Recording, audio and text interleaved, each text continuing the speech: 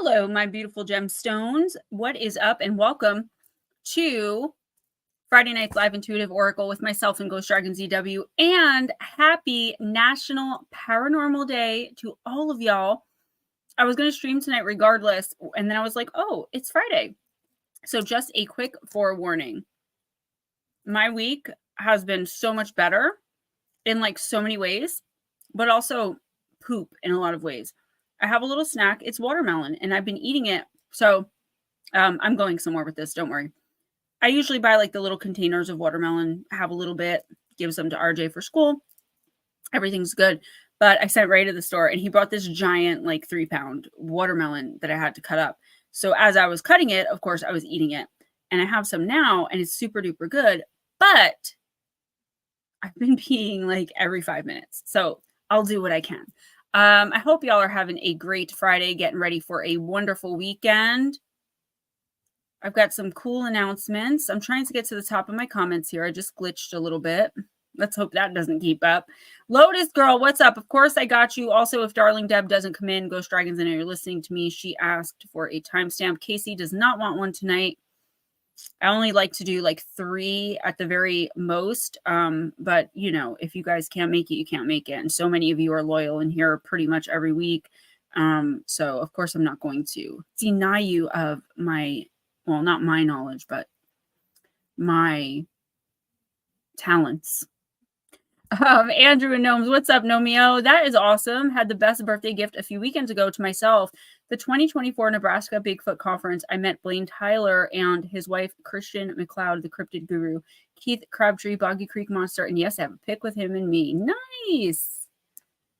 Very nice.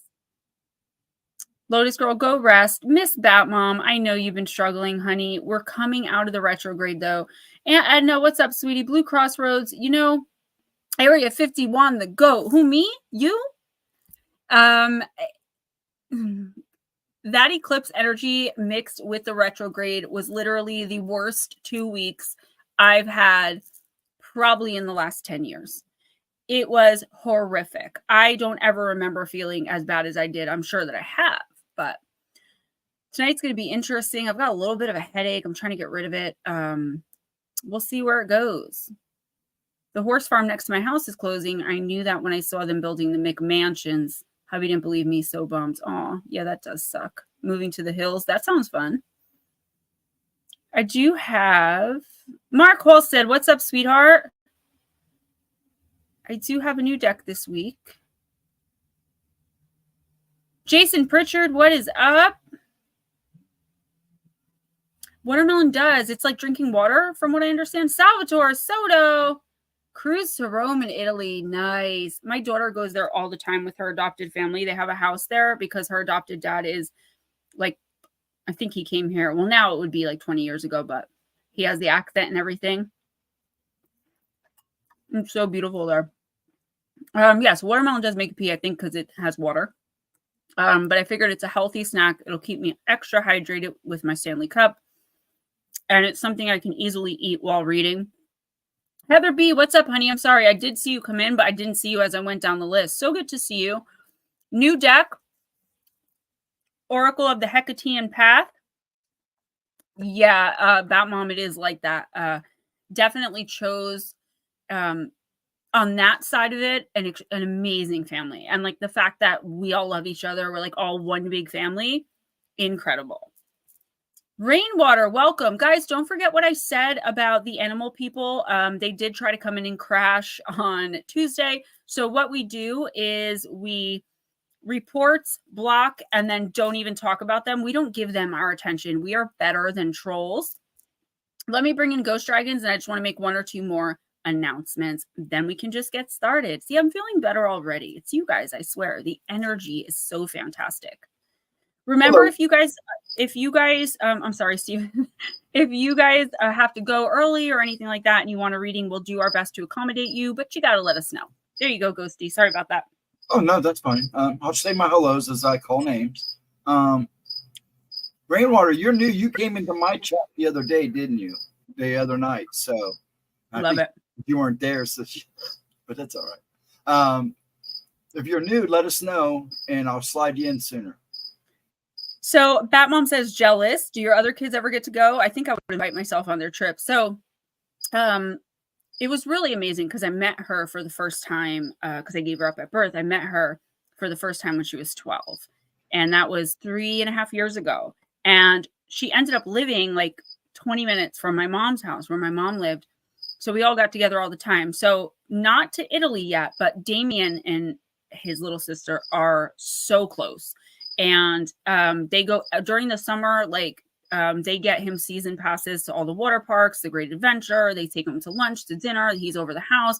I got to go to her house for the first time for her 14th birthday because for her birthday parties, they throw these really extravagant murder mystery parties where you have to play a character and dressed up in costume. It is so cool. I wish I had that when I was her age. Not yet, but we've gone to their like I think it would be called Condo in Wildwood Crest, which is my favorite place in the entire world that they like rent out for Airbnb. It's so cool. And yeah, they do have a ton of money, but they're such good people. You have to remember, I didn't raise all of my kids like all together. So Damien would be the only one so far that Eliana has met besides RJ. Someday, though. Someday. Yeah, I have the video of it. I post it sometimes on Facebook of like the first moment I saw her. And I cry every time. I'm like crying now. Stop. You gave me emotional. Yeah, that's my mini me. She looks exactly like me. She definitely acts like me at that age. And sometimes I just look at her like, she's the only one of my kids like that I see so much of me in that I just sometimes I can't handle her. But I think that's like, I have 4 sons and a daughter. So it's like such a contrast. All right. Another announcement, the book has been fixed. I think I told you guys that. So last week I was complaining the whole first chapter of Eric Lewis in my first book, Gone. I know. Gone Mysterious Disappearances by Gemma Jade. The first chapter is fixed. It's actually about Eric Lewis.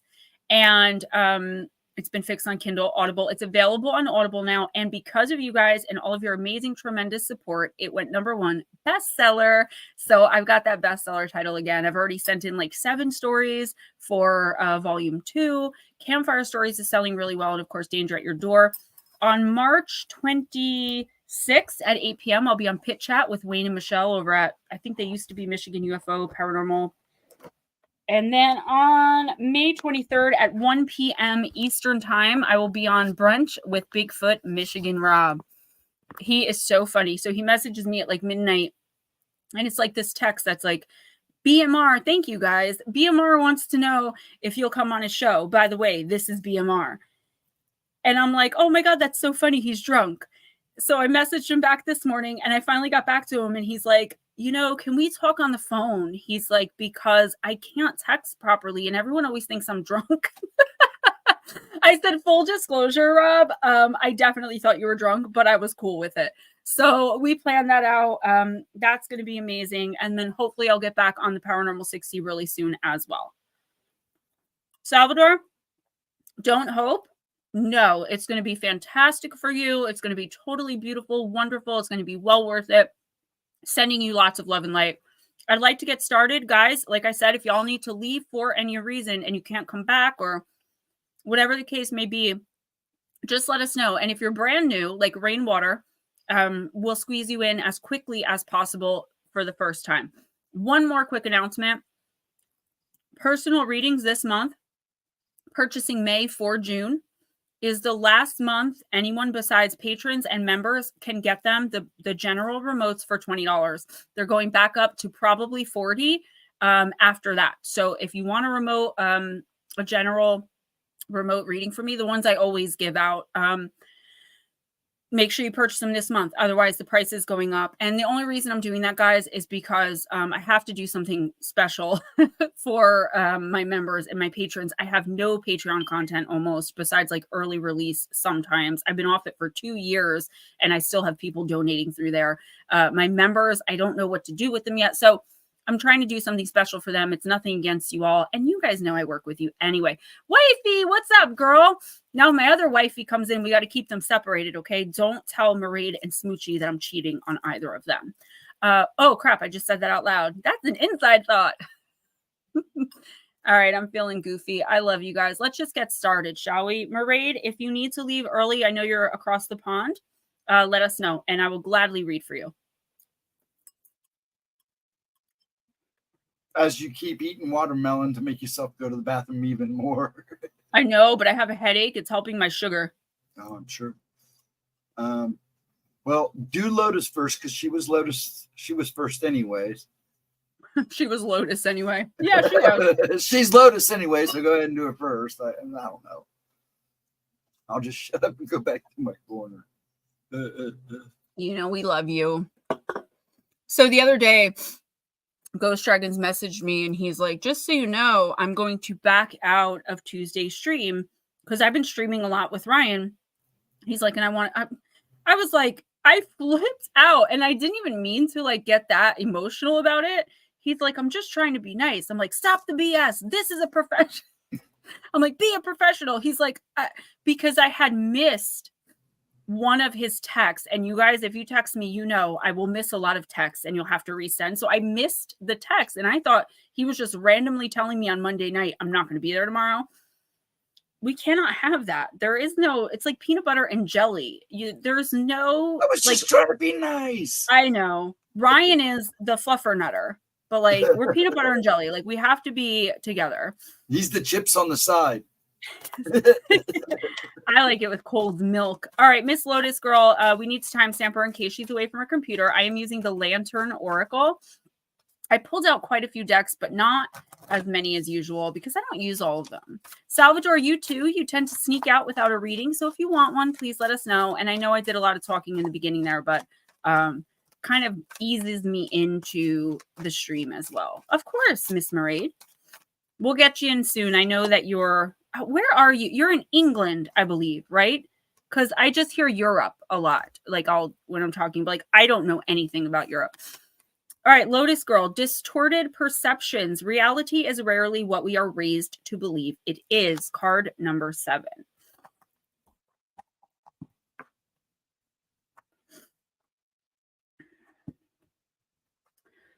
All right, let's see what we got. How we experience the world changes throughout life. Oh, Nottingham. Is that like Robin Hood? You probably hear that all the time from Americans. Yes, it is. Such shifts in perception typically occur when an event, a person, a place, or a new life stage leaves us questioning something integral to what had been our understanding of the world or of ourselves. Consequently, our perception and thinking shifts irreversibly and changes how we experience our reality. The maiden's expression is calm and accepting as she observes the world without the distorted lens of the feathered tent. The tent represents the outdated cultural, ancestral, and social conditioning she is now awakening from. She stands firm and in solemn awe of the wisdom revealed in her newfound worldview. All that she had been raised to believe about the world and about herself no longer applies.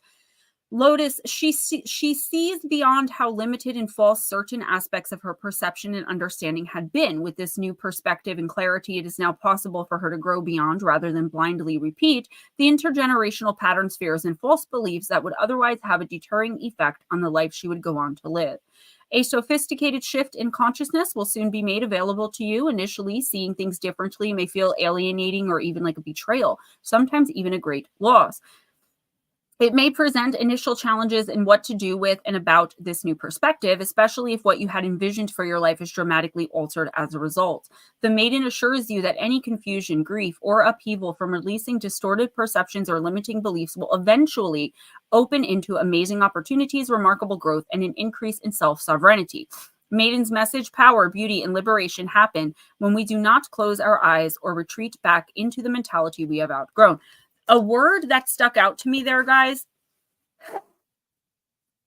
Yes, Heather, absolutely. Was eventually. Now, here's the reason why that word stuck out for me in the context of this reading. Lotus, a lot of us, female specifically, but okay, no problem, Sal. but the males too. But I noticed this with my female friends and clients in reading specifically, that we are going collectively and individually through this great awakening. We're understanding the seeds we planted so long ago that we don't even remember. When we sit there and go, why the F is this happening to me? If you really stop and think about it, you planted these seeds. And that's not a judgmental thing where people that don't understand say, well, it's your fault in the long run. If you didn't make that decision, yeah, thanks. Hindsight's 2020. Girl, bye, boy, bye, bye, bye. What this card is saying, Lotus, is if you sit down and you think, you will clearly be able to find where all of this started. There is a big change coming into your life. And we talked about this in your personal. You've given me free reign to talk about it publicly. For the most part, don't worry, I wouldn't put everything out there. But there's something major happening, and it seems very negative coming in very soon for you. I feel like it is going to be negative. It's going to flip your entire world upside down to the point where you're like, what the F is going on? I don't know if I can do this anymore, even more so than you've been. But if you... Sorry, Ray and RJ are arguing like two little kids. But if you stop and really think about it, and you can pinpoint where all of these feelings are coming from versus the spiritual being you are today, you know the universe does things for you and never to you. You know that you need to enforce boundaries. You know, you got to get away from people, places, and things that no longer serve you. You know you have to be in your own power. I'm sorry, guys. RG's really tired. He went to the zoo today at school, and he's been doing nothing but like moaning, and it's very distracting, but I'll be okay. I'm sorry about that. So if you hear me stop for a minute, it's just me regrouping from that. Normally he's not here. And I think that once you think about all of those things, how far you've come, everything you've learned, where you expect to be going with the manifestations you're making, it should make it okay. I also feel like there are opportunities coming in, Neil, for you that you may not see as opportunities because you were conditioned to look a different way at whatever this is. So for instance, I'm only using this as an example. You decide it's no longer worth it to be full-time in the towing business with hubby anymore. You need to start your own business and go your own way. Generationally in your family, how would that look? Probably not. I don't think. Like it would probably look like, abandoning work or turning your back on your husband, because there is a negative dynamic in some of especially the females in your family, older generations. This is you escaping that stigma. Escaping the stigma of what you've been taught of what a woman of your age should be, what a woman of your age should be doing, and just kind of going with it, surrendering to the universe and or God, depending on what you believe, and understanding that you did plant seeds for whatever this chaos and destruction is some way. Whether it was your fault or not, that's a different story. So when you come to that radical acceptance, which you will in the next week or two, because I feel like this reading is going to make a lot more sense to you than it probably does to everyone else, that's when you're going to feel like a huge weight has been lifted. And no matter what happens, you're going to be okay, because the seeds you've been planting the last few years, once they bloom and sprout and blossom, are going to be better and more significant than anything you ever could imagine and anything you walked away from. Melissa Nicole, somebody just said, yes, escaping generational curses and generational training. Like most of us in my generation, I'm kind of a zennial I'm 83, between Gen X and between millennial. It's like we were taught, you give someone the shirt off your back, you give someone the food out your mouth without thinking about it. Otherwise you are selfish. No. So it's really learning to escape that guilt, the shame or guilt that we may have, realizing that we kind of made our own bed, and then just being like, yeah, I effed this up. I make poor decisions without even realizing it. So you know what? You go, universe. I'm behind you. Yes, watermelon. Well, you're eating. Andrew, are you still here, Andrew? And if not, we'll go ahead and do rainwater if you're still here and they want a reading. You need to let us know.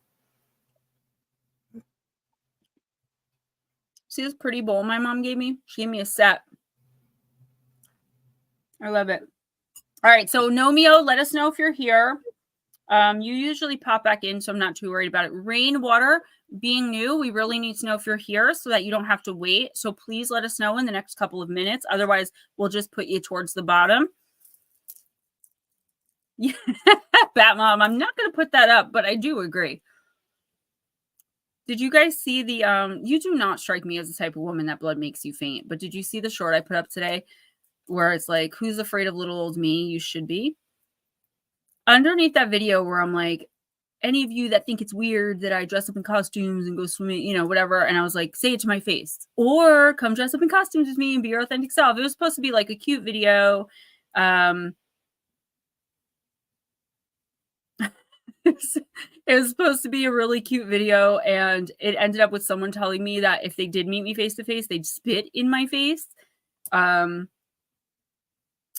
have to go deal with that.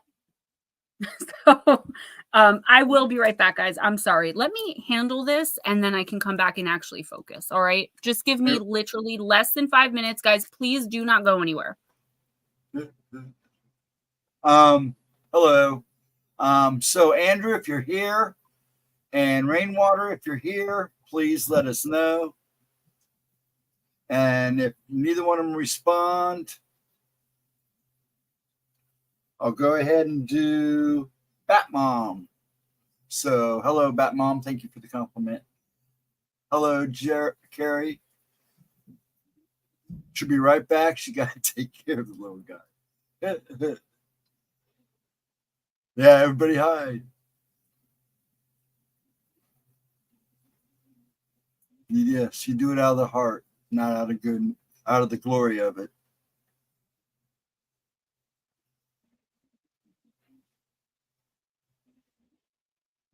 I'm trying to catch up on comments here. The little man sneaking in. Okay, let's see. Carrie. Write names down before I forget. And then Bat Mom, we'll do Bat Mom. Then Married, we'll do you after Bat Mom, okay? Sound good? I hope that does.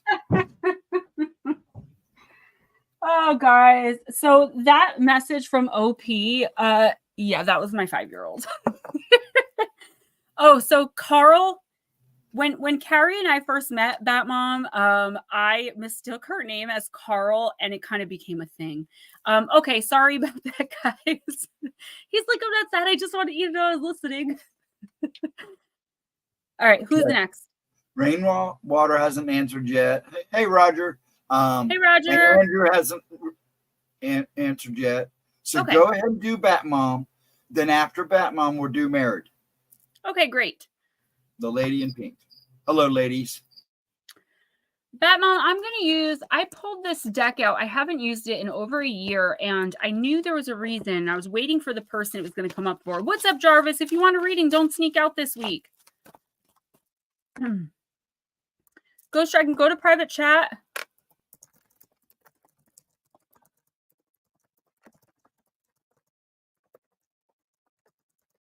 All right.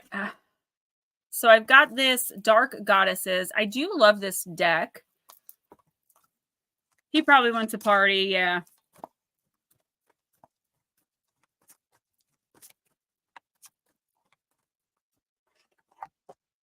Okay, Fomnak.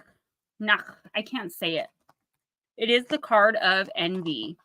Oh, potty. I'm like, yeah, he's partying. Why not? Let's see. There's nothing there. Really? Yeah. Oh, I didn't send it. I hit enter, but it didn't send. Okay. Okay, B, C, D, E, F. F comes before G, Gemma. All right, Bat Mom. Not fair, must have, I want, I need. Envy is a dangerous thing to feed. To fight free will just isn't right. Release obsession, see the light. Be the power of the dark goddess in me. Protection in place, blessed be. There's something that you desire so strongly. Now, remember, this doesn't have to be your energy. People get really offended sometimes when I read these cards, but Let me interpret it first. There's something that you desire so strongly and nothing else matters. In fact, your obsession has blinded you to unseen factors that could accompany the attainment of your desire. Perhaps you no longer recognize who you are anymore and wish that you could be the happy-go-lucky person you once were before the green-eyed monster began to rule.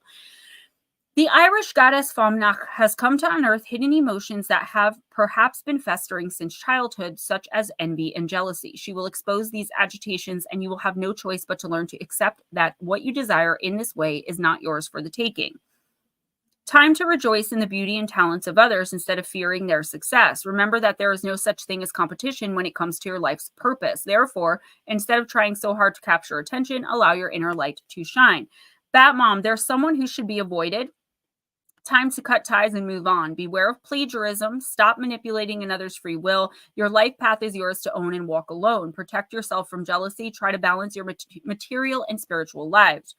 Archetypal obsessor of Irish origin, Famnach was versed in all things Tuatha De Danann.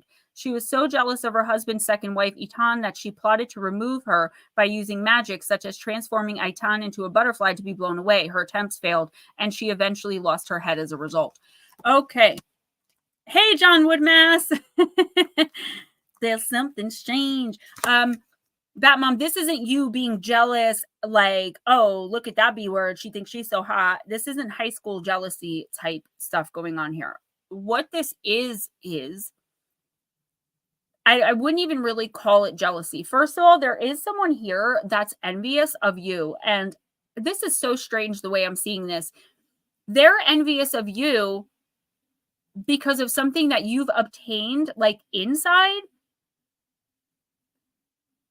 but they're just acting like an a-hole because of it, because they don't have it in them to look inside themselves and change.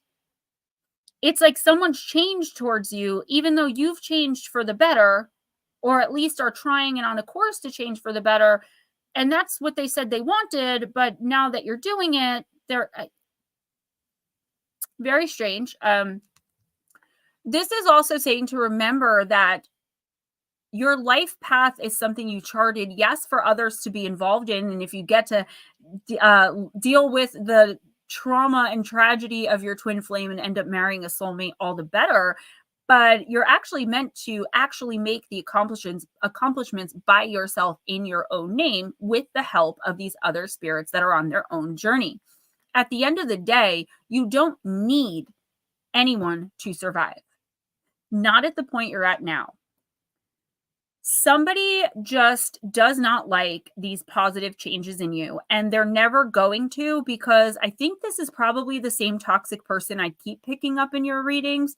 It's because now they have to look at themselves, and they're not willing to do that. It messes with the narrative and the fantasy in their own head of who they really are, the image they project, not what's really inside.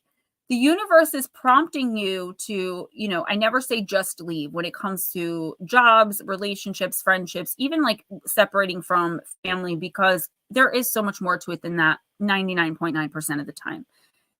If this is romantic, though, really whatever it is, but romantic especially, I'll say, now is the time to start understanding that this is no longer for you. You've gotten everything you could get out of it. You learned everything you're going to learn.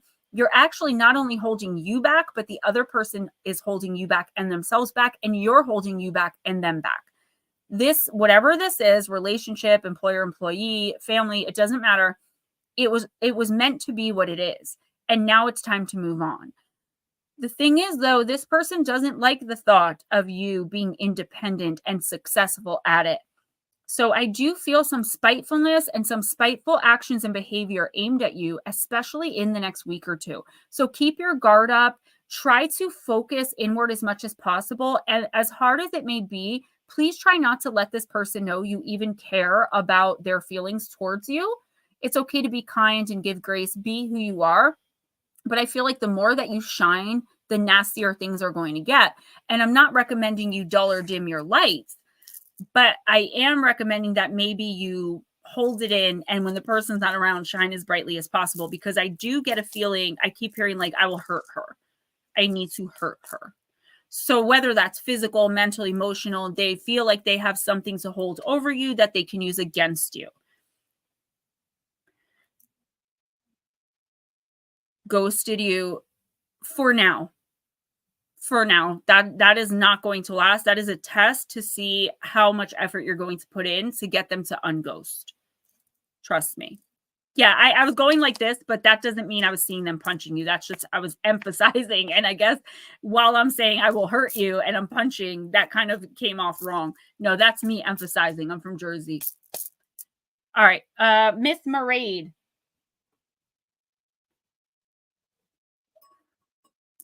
John Woodmass, welcome. I'm not sure if I've seen your name before or not. If it's your first time here, let us know. And if you want a reading, let us know, please. Yeah, they haven't fully ghosted you though. They're trying to push your boundary and like see where your limits are. How much do you want them to talk to you? How badly do you need them? How much are you willing to do to show them? This is all a high school game that honestly ain't nobody got time for that, including my bat mom. I will hurt you. That's not what I meant. As I was doing it, I'm like, why are you doing that? That sounds very violent. But I mean, it could be. I don't know. I just hear hurt. Like they have this desire to play with, manipulate, and hurt you to show you you're not as strong. You're not, you know, they're looking at you on a pedestal and they absolutely hate it. Meanwhile, you're not on a pedestal. You're just a light being shining your light and activating yourself. You're doing great. And anyone who really cared about you or anyone who's really a good person would be congratulating you and loving on you. This person hates it because they're never going to have the presence of mind to do the work to even get to near where you are. So they're looking at it like you think you're better than them, when really you're just changing for the better. Keeps her Jersey and well, we must be hard not to say muff cabbage every 10 minutes. What? Oh, honey, I'm so sorry. Newcastle, England, the hub of the paranormal. Yeah, very cool. Happy Paranormal, National Paranormal Day, by the way. If you'd like a reading, please let us know. And welcome, welcome. All right, Miss Marade. Oh, you have been here. I thought, I can't even read. What's going on with me? I thought your name looked familiar. Miss Lotus Girl. But you know what, Batmom? That might be the attitude you need to move away from this. This is very toxic. And no judging, girl. We've talked privately, but I don't like to see it. Like when it comes to like me, I'm like, I get it. Like I got this. When it comes to my friends, I am a pit bull. Like it's like it's very lucky for me that a lot of you guys don't live anywhere near me where I can get to these people. All right, Lemire. Brian, welcome. Yes, just across from New York. Twinned. Card number 27. It is a dark card, but that doesn't necessarily mean it's bad. You can be solitary without feeling lonely. Marade, your true power comes from the inside out. Ask yourself if your fears are real. You can't let unnamed fears interrupt your own peace of mind. You should be aware of your ancestors and the bloodlines that have created you. The ancient Romans had a name for spirits that were lonely and wandering, lemures. They were not benevolent spirits because of the disrespect shown to their corpses. Burial rites had not been arranged, and it was said that the living had forgotten them or the manner of their deaths meant that they could not go in peace and were restless. The poet Ovid described them as potentially vengeful. They were complex, placating rites that every household knew to perform, called the Lemuria, that kept any lemures at bay and kept them satisfied and benevolent towards the family. Yeah, John, you'll be on the list, honey. We know that lemures were both fearsome and fearful. Many could be disturbed or easily scared away by a loud bang or by a loud sound or banging pots. They were often actually quite timid, but frightening, of course, to see. Like the unnamed and nebulous fears that our brains sometimes entertain, once challenged or placated, these ghosts were not so fearful anymore. The most malevolent lemures were those who were seeking revenge or asking for someone to atone for a crime committed against them. If justice could be done in these cases, the lonely lemures would be able to stop their wanderings and eventually seek the underworld. Plant companion is fennel, which I hate fennel, by the way. If I eat sausage, it has to be without fennel, or I cannot eat it. It's so gross. Crystal Companion, tourmalinated quartz, which, funnily enough, I have a piece on. So this is what your Crystal Companion is. It's quartz with like tourmaline in it. It's like a mashup. All right. Yeah, Brian, all you have to do is come in and say hi, and we put you on the list. And then if we call your name and you end up not wanting a reading, you just say pass or whatever. Mairead, what this card is saying is, girl, you are worrying. Get out of your own head. Okay, things are, even if you feel like things aren't going well, they are in the background. The universe is taking care of things. And sometimes we get hit with like 15 to 20 different major traumas, tragedies, aggravations, irritations, all of this bad stuff all at once. So then once things start going at least a little bit good, we start worrying about like the next bad thing instead of enjoying the good that's right in front of us. And whether you're doing that now or you're about to be, it's coming in the next week or two. This is the universe telling you, listen, why worry about something you don't even know if it's going to happen? And I feel dumb even saying that as someone who does nothing but worry about what's going to happen.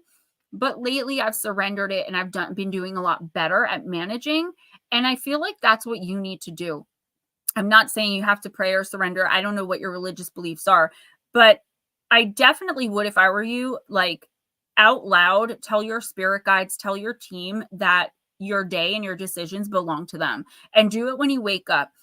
I feel like the universe is planning something really big for you, really massive, that is going to finally feel like you can take a deep breath again in the next few months. But the problem is, the more you worry comes from a lack mindset. So the more you worry, the more lack or the negative you bring in. And you could end up inadvertently manifesting the thing you're worrying about when it wasn't supposed to be coming into you in the first place, because you're constantly thinking about it. When you constantly think, I don't know how I'm going to pay for groceries. I have no money. How am I going to pay for groceries? The universe is like, oh, you can't pay for groceries. There you go. And you're like, F-bomb, why? F-word, why did I do that? And we don't realize it's on us. So Mairead, in the next week or two, try to only focus on what's happening in the present moment, not what happened and not what we think or what you think will happen. And see if you can keep yourself more in a centered equilibrium that way. Be mindful of your emotional vibration in the present moment. Okay? Instead of worrying about the future and worrying about the past. Because at the end of the day, we really can't do anything to change the past. And the only thing we can do to try to control the future is think positively and manifest the best for ourselves. You're so welcome. Overthinking, for sure.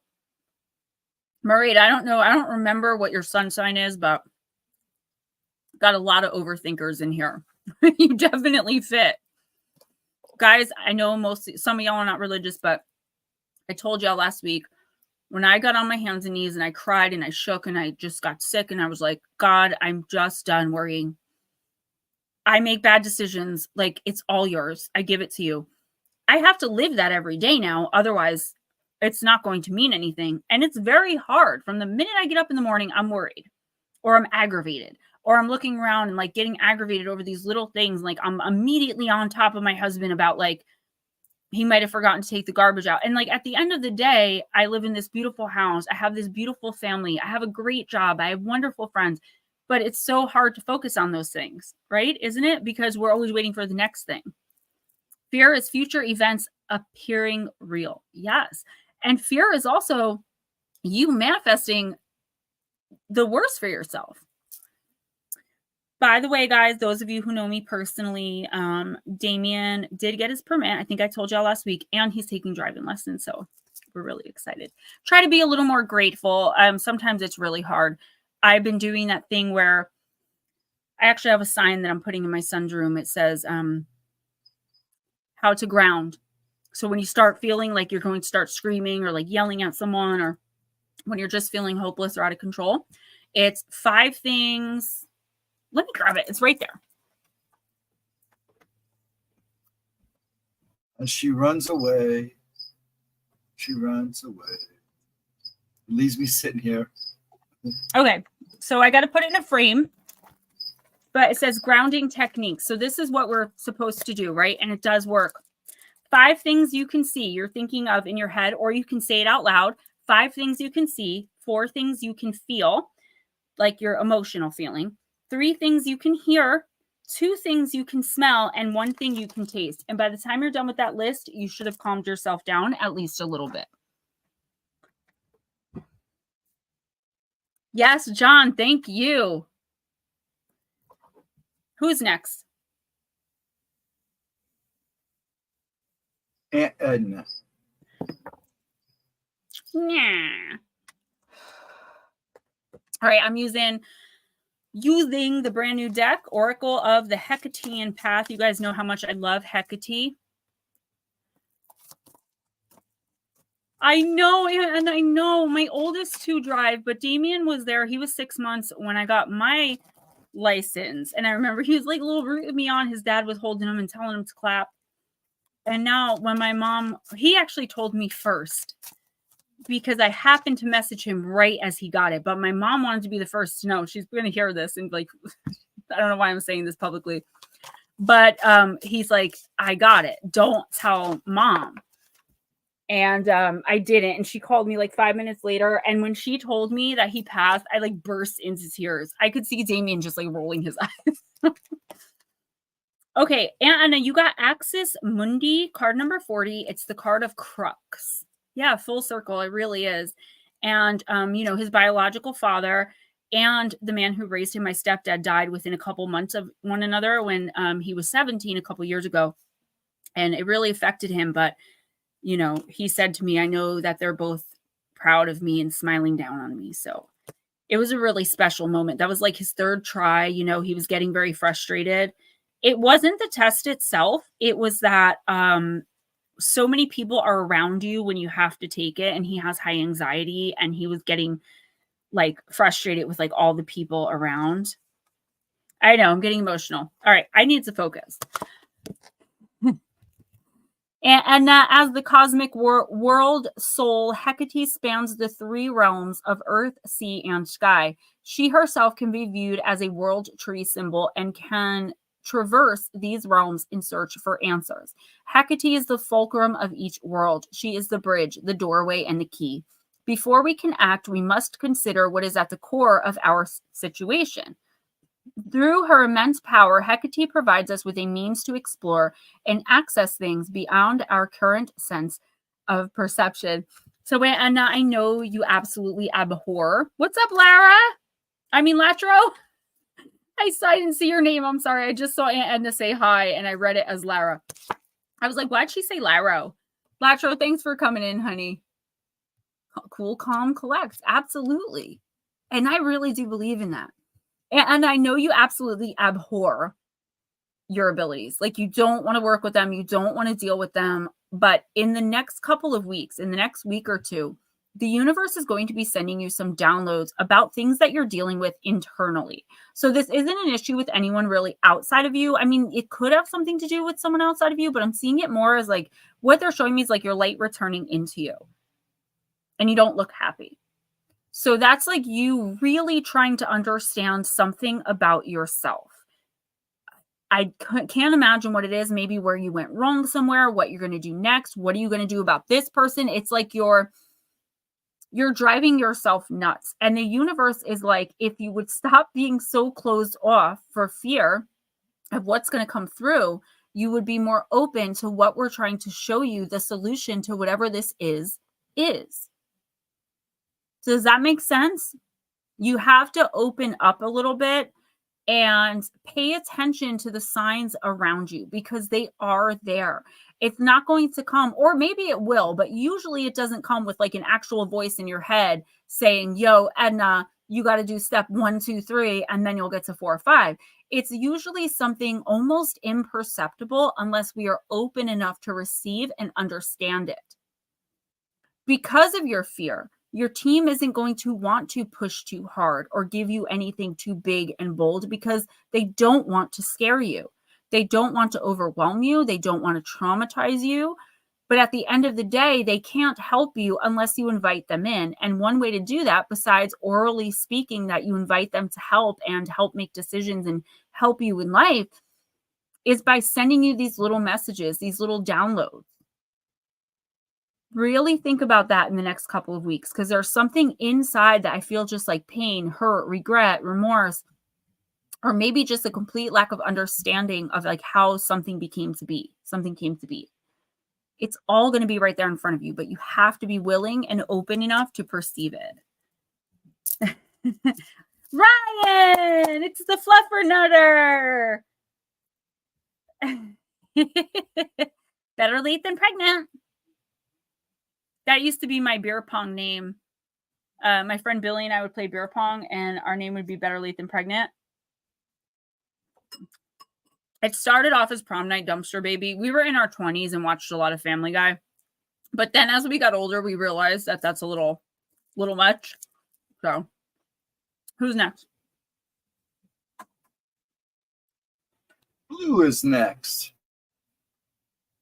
Sir Blue.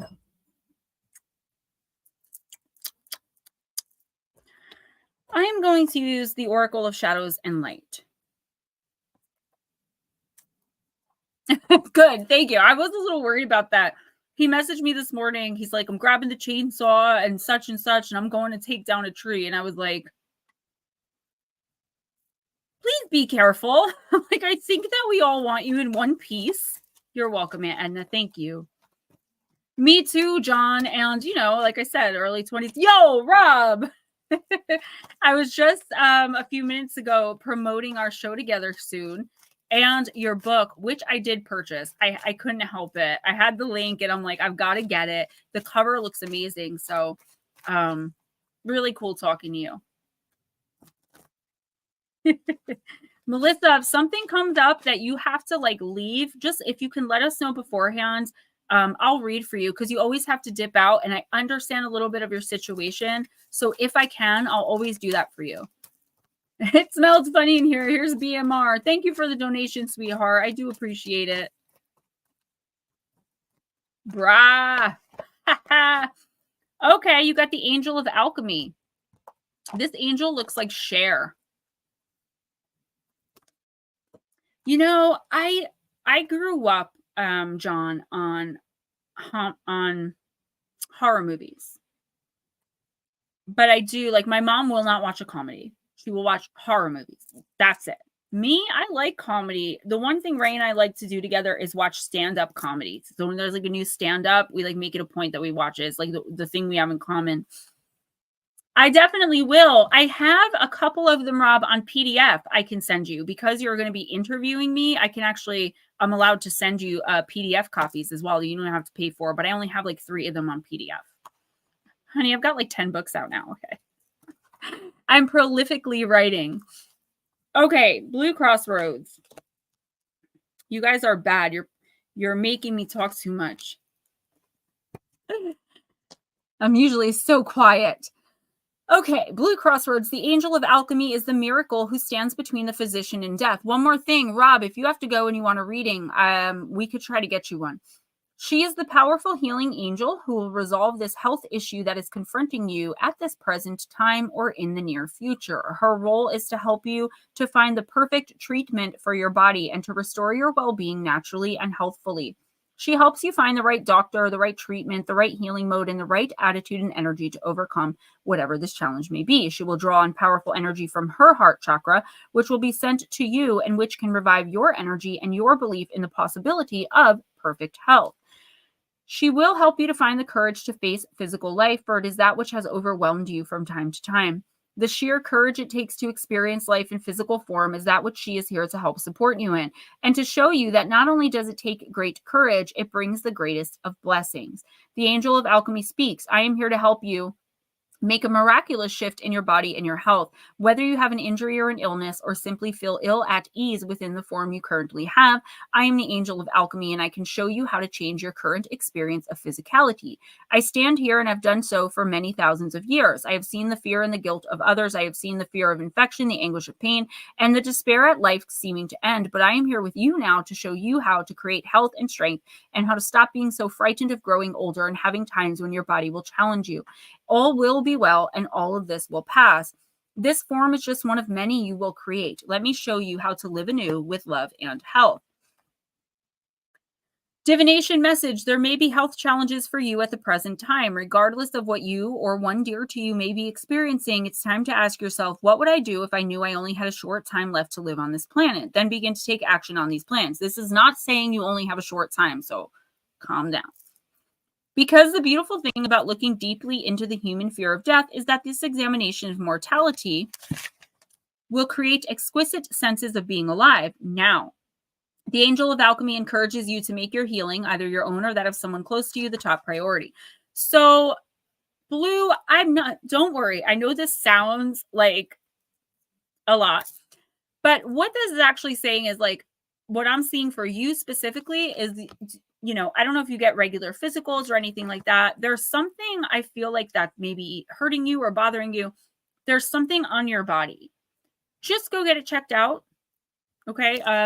It's not even about, it's like, there's something happening here where it's very little thing, easily taken care of, no big deal, but it's so little that you might ignore it and be like, yeah, I do.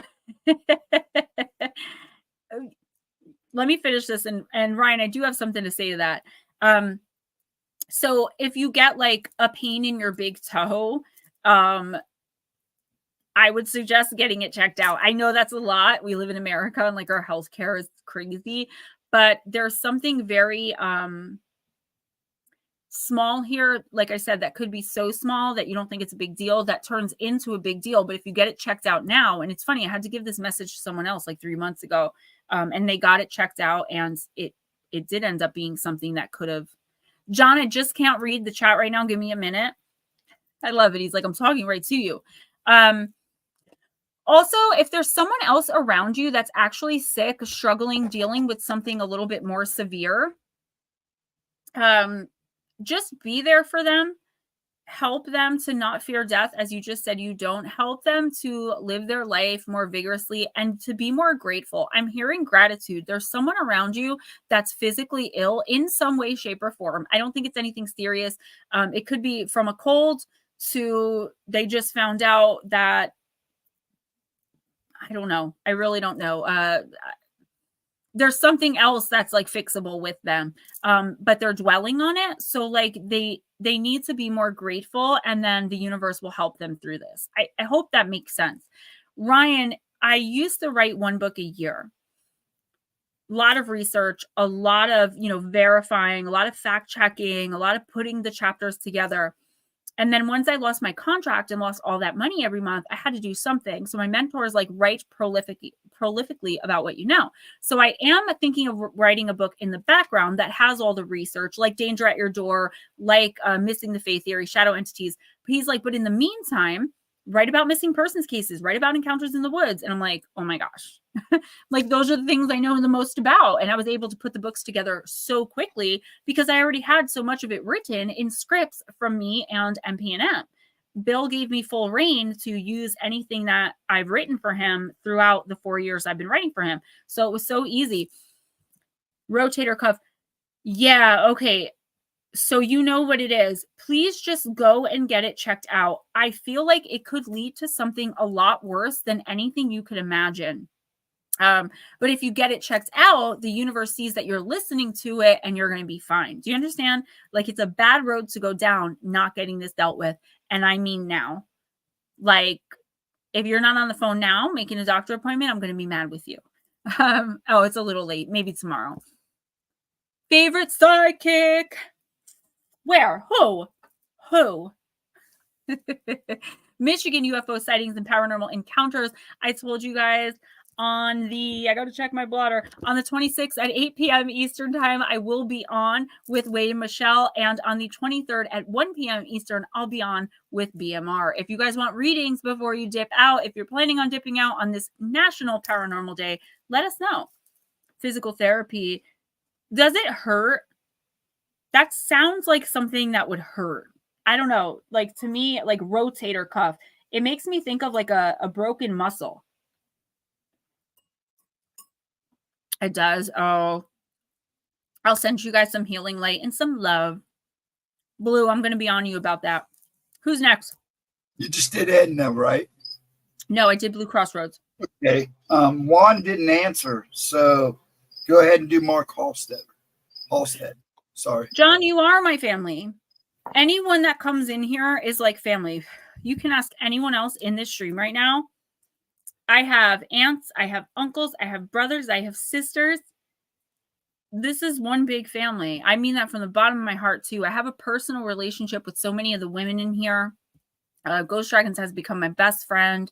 A lot of you guys have become, you know, good friends to me, and ears and shoulders.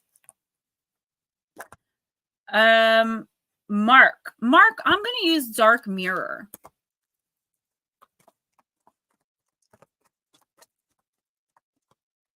We could be. One part of my family's from Ireland. Who knows? We could actually be, I believe a lot of us in this stream are soul related, where we all work together in the fifth dimension, writing our charts and meeting one another in this way on purpose. Because I feel like a lot of people came into this stream looking for something, but they didn't know what, and then found one another. Ryan says, is that annoying stepbrother who stops in so Gemma can do his laundry and he can raid her fridge? LOL. I would love that. I keep telling my oldest son, I'm like, Kyle, come. I'm like, just stop by and be like, Mom, cook me food and I will totally do it. Mom, wash my clothes. Like I got this. And he's like, no, I don't want to bother you. And I'm like, dang it. Like, when it's like, come on, bring me laundry. Come hungry, you know?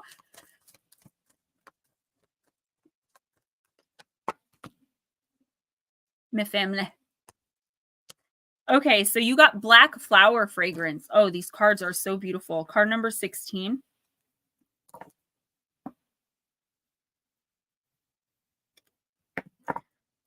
The world is unfair. F off, dear world. F you. A beautiful woman, her face with a hint of resolve, holds a strange black rose on her chest. It seems to explode like a crystal, each petal an obsidian shard. If we want to go dark, go black. Don't stop the evening. Don't stop to the evening, but embrace the night. Love is not a white dove, nor turns people into angels. Love can be ugly. Love can be cheap. Love can be rotten, but even ugly love has a right to exist. Even cheap love can raise to the sky. Even rotten love has the dignity of eternity. Even a black rose by any other name should still smell as sweet. Even if you are wrong, Mark, you still have the right to be angry. Even if you're not perfect, you have the right to be respected. Even if you're stupid, you have the right to be listened to. You're not stupid.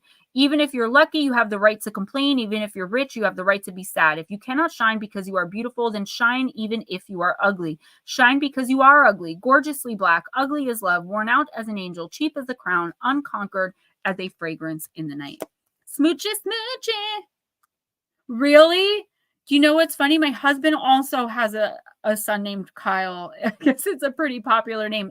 The reason my son is Kyle, well, my ex-husband is Kyle, but if I were a boy, when I was born, my dad always wanted a son named Kyle. So it was like very fortuitous that my oldest is Kyle. I have Kyle, Logan, Damien, Eliana, and RJ. All right. Mark, this is actually a pretty simple message for as weird and upsetting, I guess, as it sounded. Your feelings are valid regardless of if they're right. So I'll put it to you this way. If say that you tell someone that, hey, and you tell them nicely, like, hey, when you do this, it upsets me. And here's why. They can say, oh my gosh, I'm sorry. I don't want to hurt you in that way. Let me try to do this better for you. Or they can turn around and say, well, you shouldn't be upset about it. So that's not my problem. Just because someone doesn't understand where you're coming from, doesn't understand how you're feeling, even when you express it to them, like if they can't understand why you'd be upset about such a thing, maybe. If they loved and cared for you in any way, shape, or form, they would at least care that it's bothering you. Does that make sense? So there's something going on here. And that's not to say they have to kiss your butt and like, you know, to try to make you feel better, but the acknowledgement of, I'm sorry I hurt you, like, and to try to do better because you don't want to hurt that person, or understanding where they're coming from, right? When you do this, it makes me feel like that. You don't want to hear that's your problem. Your feelings are your problem, because everybody's feelings are valid. Even the other person who may be like, you know, stop bothering me about that. I don't get it. They have the right to be angry, righteous anger. But when you love and care for someone, or at least when there's supposed to be a mutual respect, you have to kind of find common ground. Mark, there's someone here who is just like, they may be saying they're your friend. They may be saying they love you or they like you. You may be spending time with them and enjoying it. And if you don't know who I'm talking about, the person will be coming in the next 2 weeks. But at the same time, they're very also like disrespectful and disregarding of you. I feel like you have a lot of answers to give. You have a lot of knowledge that you've gained. And I feel like once you start becoming comfortable talking about this, there's going to be someone that pulls away. The reason they're pulling away is because they don't understand, nor do they wish to. So here's the thing. This is the universe telling you, you have the right to think, feel, say, want, need, desire, do whatever it is you want. And so does everyone else around you. So if something comes up where you lose a friend or a family member, or someone decides to randomly stop talking to you because of something you believe, or because they're not willing to change something that really bothers you, even though you kind of, you know, you put it out there to them, how much could they really care about you? They're not accepting of you because you're growing and changing. They're not accepting of you because you have new ideas and you're doing new things. They're not accepting of even trying to understand where you're coming from. So what good are they in your life? That's not even to say this person's a bad person or a piece of poop. It's to say that they don't belong in your life and you don't belong in theirs. It's time to cut ties with somebody here. Now, this doesn't necessarily have to be a person. This could be an institution, a corporation, a business, maybe somewhere you work, maybe a church, maybe there's something here, I think, that's bigger than a person that is casting judgment down on you that you don't deserve. And I feel like you need to pull away from whatever it is as quickly as possible. I hope that made sense. Regardless of anything else, your feelings are valid. Okay, Heather B, if she's still here. If not, we're doing a timestamp. She said she's going to be in and out if we can timestamp her. Okay, do that now or later on? I'm doing it now. I'm getting it over with. Okay. Heather, I'm also going to use the Hekatean path. Heather's my fellow Jersey girl. I'm like, we've never met. She's like, yes, we did in that bar that one time. I remember now, we sang karaoke. She is friends with the same big group of friends I had in my 20s and early 30s. Poopily poop. Absolutely. You sound like my cousin. Yeah. There's a cricket somewhere. And I thought that it was your phone. It's in my room. It was doing it all night long last night doing my stream. And everybody goes, look, he's got ambiance. I thought that at first, when we first started talking before stream, I thought that it was your phone because you have the cricket tone for your text messages. I just realized it's still happening. You're not looking at your phone, and I couldn't tell if it was in my room or yours. That's mine. Yeah, Mark, you are outgrowing big time something here. A group of people. It could be one person, but I do see it as being something bigger. That you just feel like you don't belong anymore, and they're trying to force you back into like the role you were playing before you grew and changed. And as humans, we're supposed to be constantly growing and changing. I feel so loved. Thank you, guys. Card number 41. Heather. Cycles. The wheel of Hecate evokes motion and serpentine energy. Our paths are not linear. They are repetitive, and we sometimes lose our direction, causing us to retrace already familiar ground. The serpentine energy of the wheel can usher in transformation, allowing you to shed the old like a snake sheds its skin.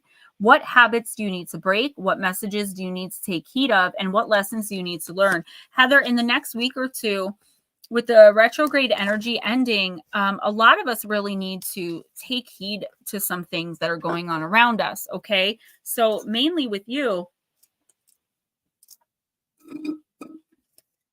Jason Pritchard, let us know if you're here, please. I feel like this is like the universe asking you, Heather, how many times are you going to have to repeat the same cycle? And this is no judgment or indictment, it's just a question. How many times are you going to repeat the same toxic cycle before you understand that it's toxic and you don't belong in it? I do feel like this has to do with at least one other person, okay? I feel like you've done so much to try to change the dynamic of whatever this is, and it just either doesn't change at all or doesn't stay changed for very long. When is it time for Heather to put Heather first and start backing away?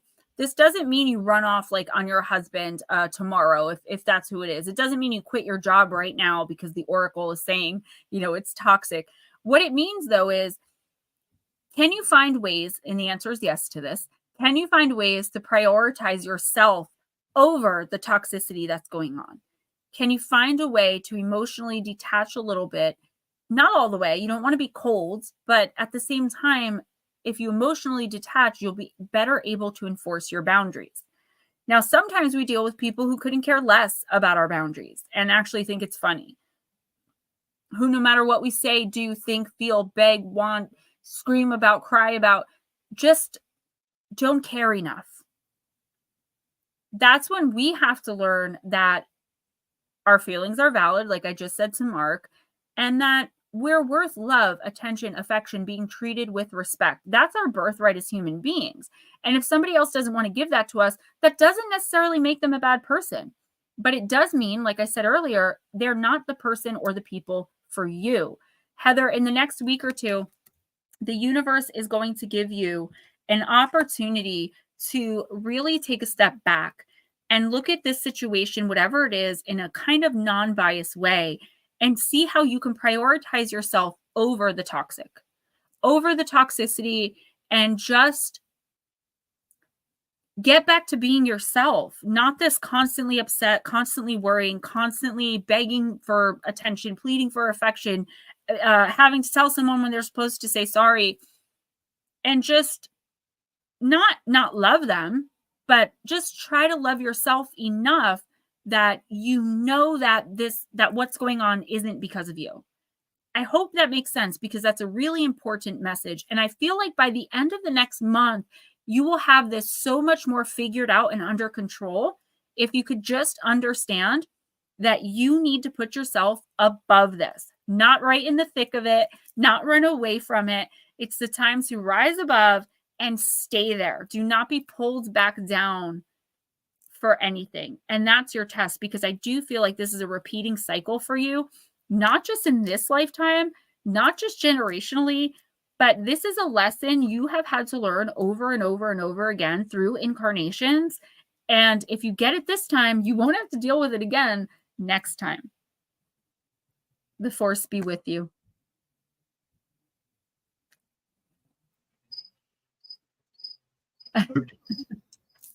Okay. I guess Jason doesn't want it or is not here, so go ahead and do Melissa. Hey, Miss Bacon, you're next. Miss Bacon. Yeah, I'm gonna use heal yourself. I know it's here somewhere. Hold on. Oh, yep, there it is. This is another one. I'm sorry. It's okay. I was just going to say that's the other reason why I'm muting my mic is because he's just going to town back here. I yelled at him once and he got quiet. Now he's just right back at it again. They will if you get a little too loud. The reason I have these decks that are really, really good. I've got to get some with more masculine energy, but there are two decks here, Lantern Oracle and Heal Yourself, that are mainly for the feminine. And I don't pull them out often, but when I do, the messages tend to be so very powerful, and I'm just glad I saw them. I have over 200 decks now, so I tend to use the same like 20 to 30. So I tried to pull a couple that I haven't used in a really long time. A lot of them I use for like the video personals when people are asking questions. It's more productive to do that. I'm starting Intuitive Oracle on TikTok next week. It'll be 1 minute, just like it is on YouTube Shorts, because I don't really want to do like crazy things on that app. I just want to stick to Oracle, maybe make it a little bit more professional. Good night, John. Next time, let us know if you want a reading. Life with Bobby, what's up? Carrie, Carl, let us know if you're still here, please. Sorry, I had to run as soon as you came in. I didn't even really get to say hi. Okay, Melissa, you got the card of selling out. This is actually a beautiful card. Card number 1.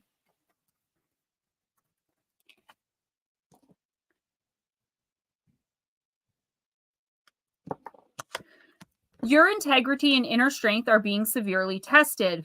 You have an opportunity to act with either fear or with love. When in your life are you selling out or acting out of integrity? Are you in a job you hate? Are you living in a toxic environment and making yourself sick in the pursuit of financial security or love? This card asks you to find the courage to stand up for convictions and take steps towards doing what you love. Selling out is linked to the shadow aspect of the prostitute archetype. When you connect, this is not saying you're a pro, so please don't take it that way. When you connect to this archetype, you can examine your fears around survival, power, responsibility, and success. On the light side, the prostitute can lead you to freedom, self-expression, choice, and love. Killer Demonics, Darling Deb, whoop whoop. Darling Deb sent me these cough drops and the exact same tea when I was sick and couldn't talk on Sunday. Girl, I owe you big time. Yes, absolutely.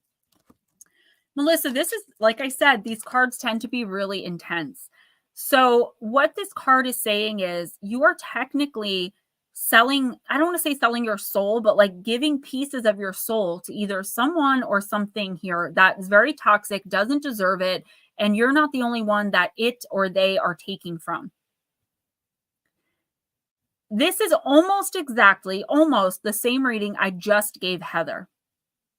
When is enough enough? When do you feel like you've gotten what you deserved for the bad? You are punishing yourself for something by staying in this. I'll just say relationship, but it really could be anything. You're punishing yourself. You have to look in the next week or two deep down inside, Melissa, and find out why you're doing this. Why are you allowing yourself to stay in this cycle? This isn't judgment, because I don't believe in just leave. I believe people can change, even the most toxic of us, because I was very toxic years ago and I changed.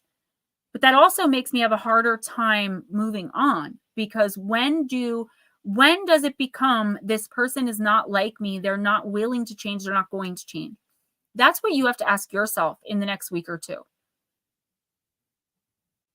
You're wasting, and this is just what I'm channeling. This is not Gemma saying this to you, but you're like wasting your life. You're wasting your time. You're wasting success opportunities. You're wasting financial opportunities. You are wasting your talent. You're wasting your spirit on something and or someone that they're just not worth it. I do believe you could be dealing with either a dark spirit or someone who's about to transition to one once they move on from here. This is very low vibrational. I see a third party situation as well with this card. So it's, you could be, I'm sorry, but you could be being cheated on, or it's something like at work where someone's trying to steal your ideas, someone in your very close circle that's like playing both sides of the coin in this situation. This is so very toxic, and you're blocking yourself from any and all opportunities to move up, to have a better life, and to shine like the beautiful, amazing, smart, wonderful woman you are. And if you don't think you're all those things, that's the problem, because it's not conceit to feel that way about ourselves. We should know it. Abundance is our birthright. It took me 38 years to learn that about me. And that's sad. It's a little even upsetting for me. Like, you can stay in this cycle until the day you're no longer on this planet and then be reborn and continue doing it. Don't hope. No. Know for sure. I am telling you now that this is not where you belong. Nothing is going to change except the way you react and respond to it. It's going to continue. It's going to get worse. And before you know it, you're going to be so caught up in this for so long, it's going to be even harder to get away. I know it's hard. I know it's not easy. I know it's not as simple as 1, 2, 3. But when there's a will, there's a way. And I feel like you are punishing yourself. That's how I feel right now. I feel like I'm really disgusted with me. And I know that's not my energy because I'm not. Maybe try some shadow work. You can Google like how to do some shadow work. You've got to fix this in yourself before you can fix it outwardly. But the universe is urging you to do that because the more soul pieces you lose, the longer you're going to live with this self-hatred. I hope that makes sense to you, honey. And I hope that you're good. You have my number, okay? Jarvis! And he is next. Okay. I love my gerbil milker. So many of you have been with me for so long. Like, I'm so endeared to y'all. I'm going to use the Oracle of the Human Spirit.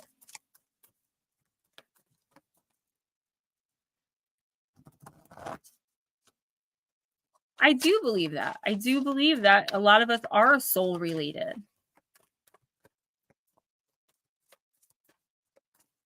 Now you got to get me started. Ghost, when did you get the haircut? I was just close to getting a mohawk. RJ said, he's like, Steven said he got a mohawk. I'm like, he might have. I know, I heard you. Oh, that's right. I always forget you can hear us when we unplug for a few minutes. Yeah. Well, actually, we were playing when I told him we were playing. It was at the beginning of us playing. Melissa, reach out to me privately. I think you and I have more in common than you'd think. All right. Jarvis. Kill a demonics. Don't worry. We know you're new, so we'll get you in. And plus, my Deb girl. Jarvis, you got card number 33, ducks in a row, but you got it in the reverse shadow position. So let's see what that means. We interrupt this madness to bring you shelves. Oh, look at you. Bravo. So organized. Your ducks are lined up so lovely. But are you so organized that you've lost all those wonderful spontaneous moments? Maybe the thought of doing something unscheduled intimidates you. We give you permission to go out and do something unscheduled and fun. Jarvis, stop hiding yourself. I know so many of us. Bat Mom. Melissa, no offense, but he's the worst one out of all of them that I've ever connected to energetically. I've never seen anything like it, with one exception. And that's nothing on you, Melissa. That's just me doing what I do and feeling the energy out for the cards. Jarvis, what's going on, dude? Like, why are you not getting out there and communicating with people and being your amazing, funny, sarcastic, older brother-ish self to people? Sometimes it's not about us. Sometimes it's about the people we're about to meet and the way that we change their lives without ever getting to see it. Chris, I feel like this is... No, John, I actually wasn't. I'm sorry. I didn't see what you had said because it's hard for me to read the chat and channel and talk and all that. But I will look. Jarvis, there's something here where it's like, I feel as though if you would I don't know, like, hold on. I feel like you're trying to find something. I don't know if it's connection. I don't know if it's friendship. I don't know if it's love. I don't know if it's a job. Like, whatever this is you're trying to find is not going to fall into your lap. You have to put actionable steps behind it. But I see another person involved here that like needs your help, but you're so far and distant away, not on purpose. It's just you don't realize because you're not connecting with anybody to hear through the grapevine that so-and-so needs you. Does that make sense? I feel like in the next week or two, you should put yourself out there a little more, communicate with maybe people you haven't spoken to in a while, non-toxic people, and go for it. If you're looking for, and I'm not saying you are looking for a job, I'm just using this as an example because I don't know what this is. If you're looking for a job, go in person and apply somewhere. And don't let up until you can talk to a manager. If you're looking for love, take yourself out to dinner and talk to some of the ladies at the bar who aren't drunk. Flirt with the waitress. If you're looking for connection, call someone that you miss, that you haven't spoken to in a while. Maybe it ended badly. Maybe you were hurt by the ending. Call them up, see how they're doing. Offer grace, an olive branch. Extend an olive branch to someone in the next week or two. Someone who deserves it. Like you were so upset, heartbroken, mad, whatever it was. But now you kind of look back on it and you're like, maybe I overreacted. Talk to that person. They need you right now. Big time. Area 51. Actually, you were in here earlier, dude. And I called you, but you didn't answer. So I'm going to sneak you in after John here, who's been trying to talk to Gemma. I'm sorry. Oh, I don't know. I don't have family in England, though. You're welcome, Chris. John, you can email me if I can't catch everything that you're saying. I would love to hear more about that. That's pretty awesome. Let me tell you, when I had to do a school project in the 7th grade and list all of my cousins and second cousins, I had 102. So, and I mean that with all sincerity, my family is gigantic. My mom and dad are both one of 11 kids. All of those kids had kids who had kids. Twins run in the family, like we're from the ghetto, right? There was something I really, really needed to say. Oh, Mark calls me Queen of the Gemstones. Juan calls me the GOAT. And I got to tell you guys, like my head, getting big, guys, getting big. I'm going to do one more. I'm going to do John's, and then I just have to run to the bathroom real quick, but it's right there. So don't go anywhere if you haven't been ready yet. She eats more watermelon. Yeah, huge. All right. John, I'm going to use Ancestor Spirit.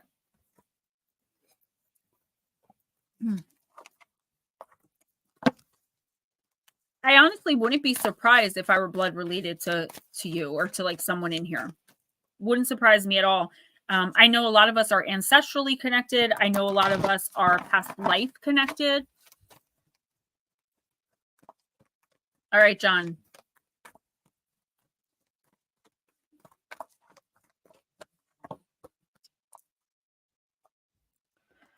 Remember who you are, culture, resilience, and beliefs.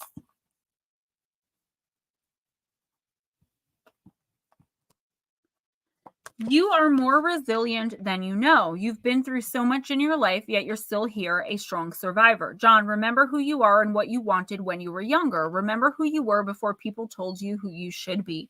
It's time to evoke your original self. It's not too late to reconnect with your truth.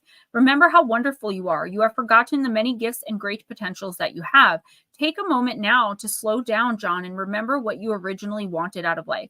Recall who and where you want it to be. There's still so much time left for you. Don't give up. Reconnect with everything that creates joy in your life and makes your heart sing. So I talk about this a lot, this idea of us being conditioned. Oh, nice. I have a huge yard. I talk a lot about being like either culturally or familial conditioning, where I wanted to work for the FBI, but my dad's side of the family started calling me the little snitch throughout and then like completely changed my course, because then I didn't want to be a snitch. I didn't want to work for the police anymore. It's stuff like that. And I feel like there's something here, John, reconnecting. And this is crazy because of what we've been talking about, what you've been talking about in chat, where it's like reconnecting with your roots, maybe with some family you haven't spoken to in a while. There's an opportunity here for you to really shine and like be who you feel you were meant to be, without any judgments, guilt, shame, fear, regret, all that stuff that comes from the devil, from the enemy. But I feel like I said with Chris, and all the cards are always connected. There's always a theme. You've got to reconnect. The one thing I will say, though, in the next week or two, whether you reach out to anyone else or not, look at your life, look deep inside of yourself, see all the things you're grateful for. Absolutely. But look at the things that you can change for the better. I feel like you've come to a point maybe, or you're about to come into a point where you're just like, complacent, not content, just like, okay, this is what my life is. It's pretty good. I'm good. The universe wants you to strive for more. Strive to be who you really want for the things you really want. Start trying to manifest. Connect with your team. Call your guides in. I feel like they're just waiting on the sidelines, just like everyone else is, to be like, you know, let us in and let us help. There's something you're missing here, a great opportunity to have so much more than what you're comfortable with now. You have to step outside of yourself and become comfortable with being uncomfortable. And that's been a running theme for weeks. Realizing that, yeah, your life may be pretty good, but what can you do to make it so that it's wonderful? We all deserve abundance and we all deserve the very best because that's our birthright. I will be right back, guys. Please do not leave. I just have to go pee. Heather, I read for you, sweetie, and it's a really important reading. Yeah, I gave her a timestamp. Heather, I gave you a timestamp. If you can hear me, it's in the chat. It's right there where I put your name, hon. So I did write down a timestamp for you, hon. And if you miss it, I'll also have it in comments after. Okay. Hello, everybody that came in and I did say hello to. I usually say them as I go. The next is Juan, and then will be Brian Finch. I hope I haven't missed anybody, but we're doing pretty good. Ryan, if you're still hanging around, let me know. Bigfoot, Michigan, if you guys are still hanging in there, let me know so I know if you guys want a reading. She'll probably do her timestamp for Ryan anyways. We'll have to wait and see. And if those guys are not here, then Smoochie, you'll be after Ryan. Okie dokie. Yeah, I know you're here, Brian. I watch chat pretty closely, so I see you. I'm coming up. Yes, Mark. Yes. Darling Deb, absolutely. I know that's his first time here. We had a full house tonight. Yes, I know you're still here. Actually, you guys are not that far down the list. And I'm pretty sure Michigan and Bigfoot Rob all just came in to say hi. Yeah, they like to come in and give the support. So you're going to do Ryan, then Brian, okay? So wait, I'm sorry. You're going to do Juan, then Brian, then Ryan. Juan, Brian, Ryan. Then can we do Killa? Yeah, they're coming up. Yeah. Okay. So we have Juan. I am going to use Juan. I'm going to use the Wonderlands Oracle. Life with Bobby, my mom does that too. Batmom, my grandfather did. Oh, I love you too. Just don't go anywhere, okay? Killa, we got you. Normally, we'd had you in much earlier, but we have more people than usual, which is pretty awesome. I love how the guys just stop in. Do you know what I miss? I posted a picture of him the other day. I miss Sunny coming in and just being like, what's up, guys? No reading, just saying hi, showing love, hit the like button. What's up, what's up, what's up? Boom, out. I miss that. And he would text me and be like, Gems, you got to come on. You got to hang out. But I couldn't do midnight shows. Yeah, I miss him. He used to text me a joke once a week. It was hilarious. Right before he passed, which of course, he had to pass away on my birthday. He had messaged me and we talked for like an hour. And we would do that. We would do that all the time. But we just were never able to hook up on YouTube. He would call me with his marriage problems and I would help him treat. I'd be like, come on, give her a break. Batmom, I found out it was actually his mistress, and I'm not going to get into details, but it was a frozen Coke bottle from like the 60s, those old. Yeah. Life with Bobby, that's great. Yeah. And guys, just so you know, if you're new here, if something resonates with you and you feel it and it's not your reading, please take the message. All right, Juan, sorry about that. Forget who you are. Conditioning falls away. Memory no longer defines you. And you got it in the shadow reverse position. It's card number 41. Oh, Batmom, I know.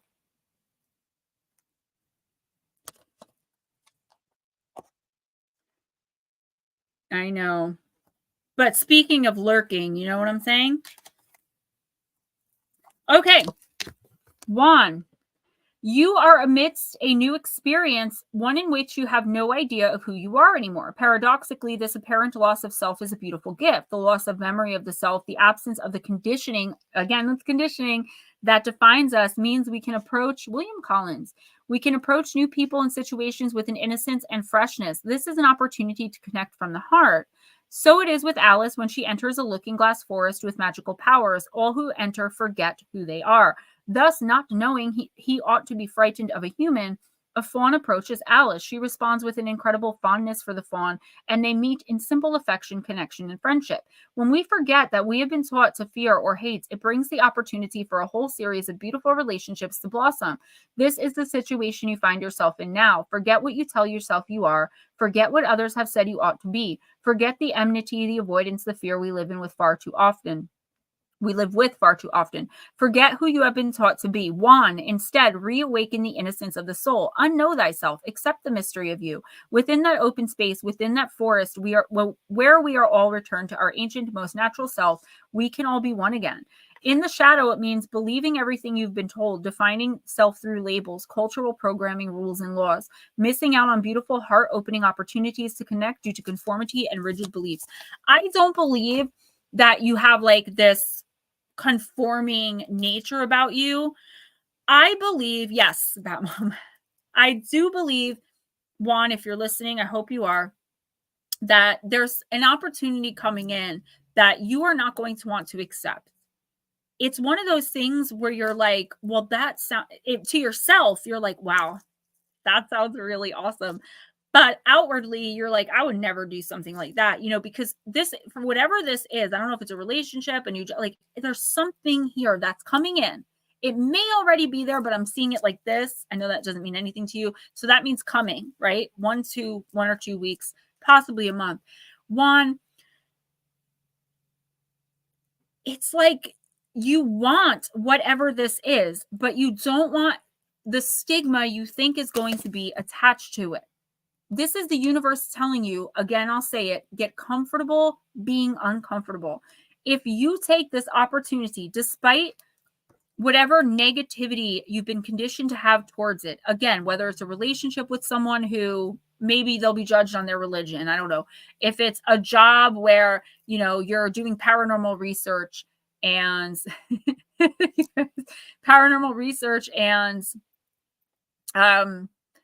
people around you don't believe in that and they think you're weird. I've dealt with that to a painful degree. The universe is saying, F them. Do what you feel good doing. Do not let anyone or anything you've been told or what anyone has said to stop you from trying to achieve something that you've either always wanted or that just sounds really good for you where you're at right now. Stephen reading my mind right now. Yeah, who's after Juan? Brian Bench. Brian, I'm going to use the dark mirror. Melissa, yes, stop dating the potential. You're not even dating. That's the problem with us light workers.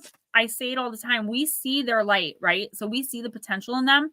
But how long does it take before you realize that they're not working with their light? They could care less about it. They mock you for even talking about it. And there's literally nothing you can do. How much hoop jumping? Melissa, I want you to check out someone on YouTube.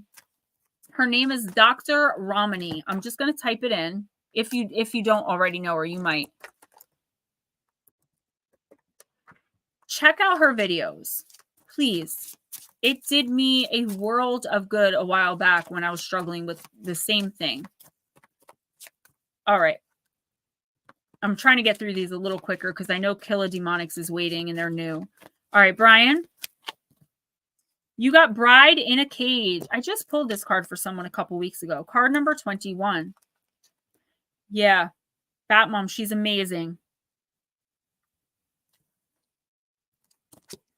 Brian, tomorrow will be the right moment. Tomorrow will be better, even if today is hell. A gorgeous white wedding dress shines through the neon gray artificial light of the evening. It is worn by a mannequin with a dissociated skeleton head. It seems like a happy place, if not for the light. The mannequin stares at the outside with a purple laser grid cage holds it in. Did we die waiting for the perfect day, or were we never alive? When we put the good of our life just in our expectations, we can dismiss the present, waiting for the dawn we all know will arrive. The future becomes a shopping cart. It needs a bit of this, a bit of that, a few kilograms of that, and also a couple of boxes of another this. When we look at it, it shines like a brand new day in a commercial. And as it happens with commercials, when the future comes, it's not exactly perfect. The smile is forced, the day is too hot or too cold, the kiss is dry, the lion limps softly and doesn't roar. As long as something's not here, but is pushed further along the timeline, we have the luxury to take it off reality and treat it as a fantasy. We push forward and we push forward until we actually catch up with our dream, and then we crush. The future should not feel like a cage, not even a gilded, wonderful, handmade designer cage. The future is a tree, gnarled, rough to the touch, full of flowers only in spring, dense and damp through the rain, absolutely imperfect. Brian, all I can say is, what are you waiting for? Don't forget about Ryan, too. Brian, this is like, you want to do something, you want to accept an opportunity, you want to change something. There's some change happening here, but you're like, I can't do that until this. And sometimes that's reasonable, right? I can't move out of my apartment to buy a house until I have enough money to move out of my apartment and buy a house. This is not something like that. This is something that you could actually be doing right now, but you're talking yourself out of it by saying you have to wait for X. Does that make sense? So so in that scenario, you have enough money. You just want to pretend like you need more because you're afraid to take the chance. Something inside of you, your ego, edging God out, this fear. Don't do that. You could get hurt. Don't do that. There could be problems with the house. There's something inside of you talking you out of something really amazing. If we wait for the perfect moment, and all of you gemstones, everyone in here, I want y'all to think, listen to this. Right now is the perfect moment. If you're waiting for the next thing to come before you act, before you move forward, before you take an amazing opportunity, before you just change the smallest thing in your life, once that thing comes, and if you're still uncomfortable, you're going to say, oh, that's great, but I actually needed this. And you're going to keep future faking yourself into thinking the right moment will eventually come, but knowing deep down inside it probably never will because you're too uncomfortable to take it in the first place. I hope that makes sense. Whatever this is, Brian, if you have no idea, it will come to you in the next week or two. Move on it, act on it, push the fear aside, take a leap of faith, and know that the universe and God, if that's what you believe in, has your back, will catch you if you fall. The fool at the beginning of his journey, that's you. Uncomfortable, nothing but one of those little sacks on a thing, on a stick, and sometimes a dog. He's on this journey. What happens? He gets to the tower. He has to make a choice to jump to his death or be crushed to death. He meets the devil. He has to deal with the magician. But what happens at the end? He ends up with the whole world. Everything he ever wanted because he took that leap of faith. You're being called to do that. I love you too, John. Please email me so I can understand what you're saying. Lotus, absolutely. And I do have voice messages from you. I do have voice messages from Blue. I do have voice messages from Deb. I will try to listen to them tomorrow if there's time, and if not, Sunday. Deb actually thought I was upset with her because I've just pulled myself, like I always do when I'm dealing with something really rough. Instead of talking to my girlfriends, I pull myself away from everybody and end up making people think I'm mad at them. If I'm mad at you, you'll know it because I will tell you, or I will completely block you and just wait until I'm not mad anymore. Okay, we're going to go ahead and do Killer and Darlin. Okay. Because Mr. Ryan is too busy eating Cheetos anyway, so he's fine for now. Okay. So Killer Demonics, this is yours. You're welcome, Brian, and good luck. That sounds amazing. The way that I saw whatever this was, it was like really bright, amazing energy, like something really great for you. So please take the chance. Oh, Ryan, yeah, I got no problem at all. Sometimes it takes me 2 to 3 days to return a text, so perfectly okay. I appreciate it. Your conversation, it was cool. Ryan, okay, another Ryan. So we're doing Killer Demonics Ryan right now. The Halsteads come from England. There you go. Or the Wendigo guy, or the cryptid guy, or the guy that eats Cheetos in the dark. This is the other Ryan, though. Yeah, don't confuse them. Ooh, cheese and chocolate. Do you know what I did the other day? My husband had these really good-looking grapes, Mark, yes, I have. I'll show you the card. And I took a string cheese and like ate it with the grapes. So Mark, you got crap. I don't know if I'm going to be able to give you your. Oh, you got this one. Black flower fragrance. Mark Hall said that's your card, honey. Sorry, I got an itch. Okay, Killa, you got Orenda. Honor your mystical creative force, which you're actually doing by being in here, to be honest with you. It's card number 22. Guys, don't forget donations. It's how I make a living. If y'all have it, I know the economy's tough. PayPal, Cash App are preferable because YouTube takes 49%, but it is what it is. I love you all anyway. The support, the love, the encouragement, the kindness you guys show me, no matter what it is I'm doing. If I'm complaining about Fortnite or actually doing a video that makes sense, dancing, singing, being goofy for views, you guys are so supportive, and I just love that. Melissa goes, Gemma, you're on the ball. It might take me 1 or 2 weeks to take that. By that time, I've already deleted everything, and half of what I was supposed to read but didn't is gone. It's to the point where some of my friends will message me and be like, by the way, I saved that conversation because you didn't respond, and I know you deleted it. All right, Kayla.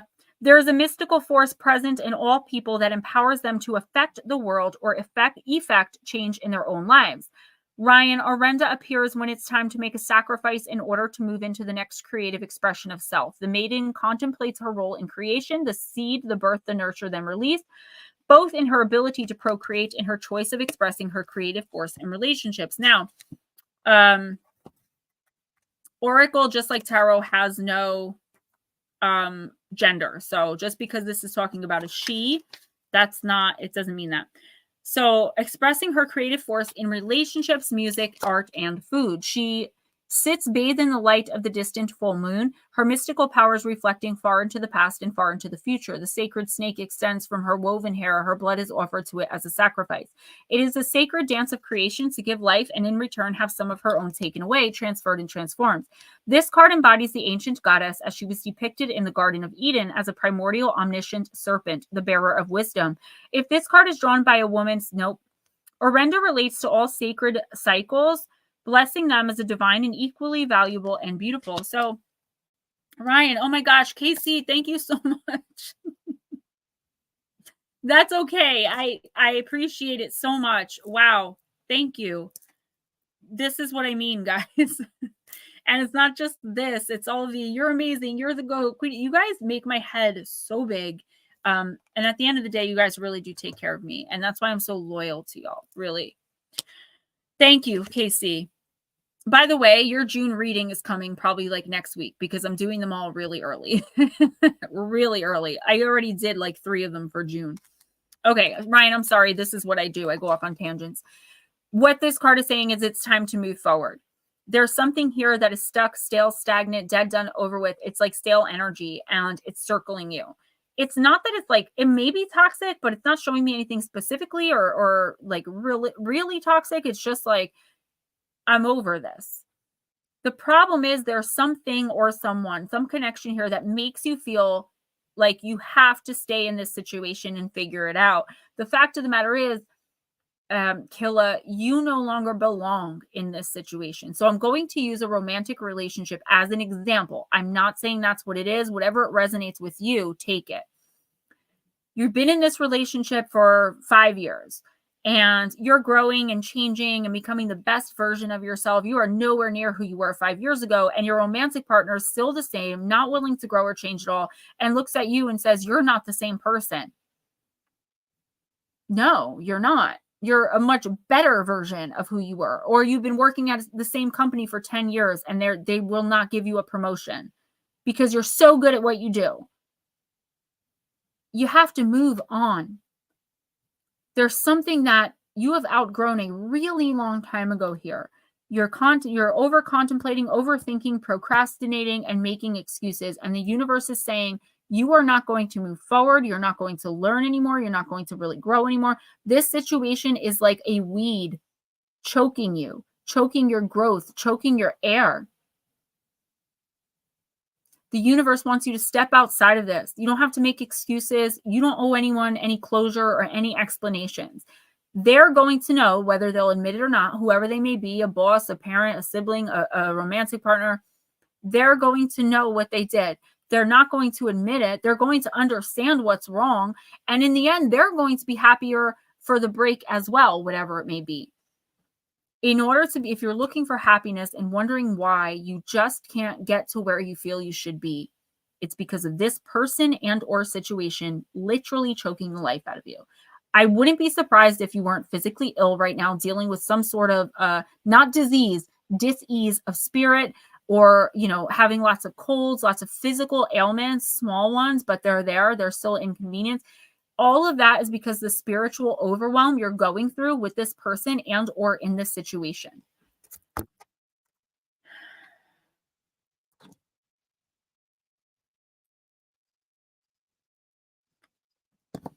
Mark, actually, I did. I didn't get back to you yet. I'm still waiting to be able to listen. The Black Fairies, I have a lot to say about those. Thank you for reminding me. I'm also waiting for appointments for really big interviews, and I have not checked my email in 3 weeks. I checked yours because you told me it was there, but I didn't respond. I'm not ignoring you, I promise. I'm a little overwhelmed work-wise right now because I really need to start making money again, and that's kind of taken priority. But you guys are pulling me back to earth and reminding me like what's important. Important is not focusing on the lack mindset of I need money. It's focusing on money's going to come. It's going to be amazing. Let me do things that make me happy. Darling Deb, I'm going to use heal yourself for you as well. Let me get some watermelon.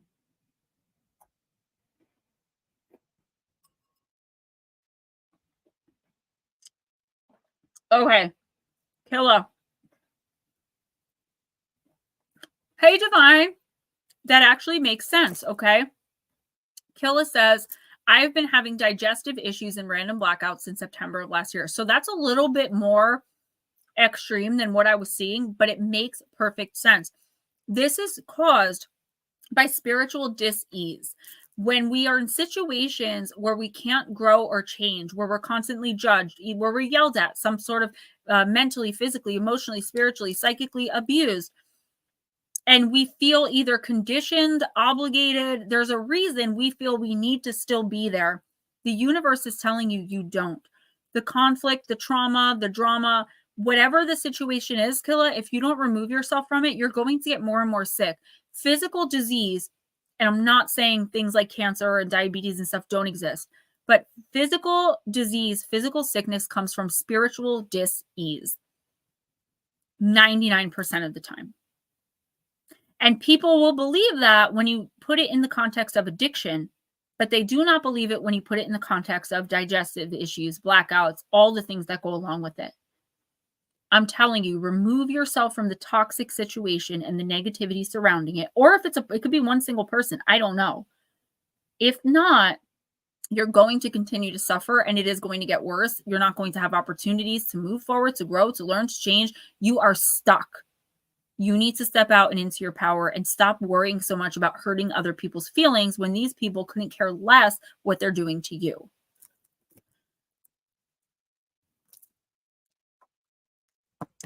Miss Deb, I resemble that remark. I don't know what is going on here. I just know now I want Cheetos. Now, what are you munching on? Not a Wendigo. We're going to have to cannibalize him. Mama, Donna, what's up? I can give you a reading Sunday. Yes, I did get it, Blue Cross Roads. Just haven't listened yet. Ooh, that looks good. No, this is Darling Deb, then Ryan. Thank you, Aunt Edna. To all of my members, like I said, if you're not a member or a patron, this is the last month to get personal general remotes for $20 to my PayPal or Cash App. It's going up after that to $40 unless you're a member or a patron, because I don't have much for members and patrons. I am literally a one-woman show. Nobody helps me with anything except Ghost helps me stream. And Lara's here. But I mean, like in the background, behind the scenes, it's just me. So that's why I do have a hard time. Like, I'm very slow with getting to things. Deb, you got love, card number 28. Let go of your limiting beliefs about love. You guys are so welcome, obviously. Your heart desires more connections, love, and nourishment. You are at a point in your life where you need to learn how to truly give and to truly receive love. Deb, fully opening your heart will awaken your vulnerability, sensitivity, and fear, in particular, your fear of rejection and intimacy with another person. Thank you, sir. The dude abides. However, you will also unleash your passion, inspiration, greatness, and an ability to care deeply. Start seeing how great life is, Deb, and be willing to connect with others. If you have been holding on to the past pain, then it's time to acknowledge, feel, and move forward. Give yourself permission to let people in. Ask for love with all your heart and soul, and it will come. Look for something beautiful in every person that you encounter. Focus on feeling good whenever you see people loving each other, and know this is coming to you in the form of a love of a lifetime or an incredible friendship. You're married. You just got married. That is so cool. Thank you, Ryan. Casey, by the way, thank you again. Deb, this isn't talking about bringing in a new intimate relationship, obviously. I do see that there's something going on, and I don't want to get too personal because I know you very personally, so I'm going to try to keep this general, but you'll understand. I do see something going on with your husband where he may be being more neglectful than he normally would be if he were his regular self.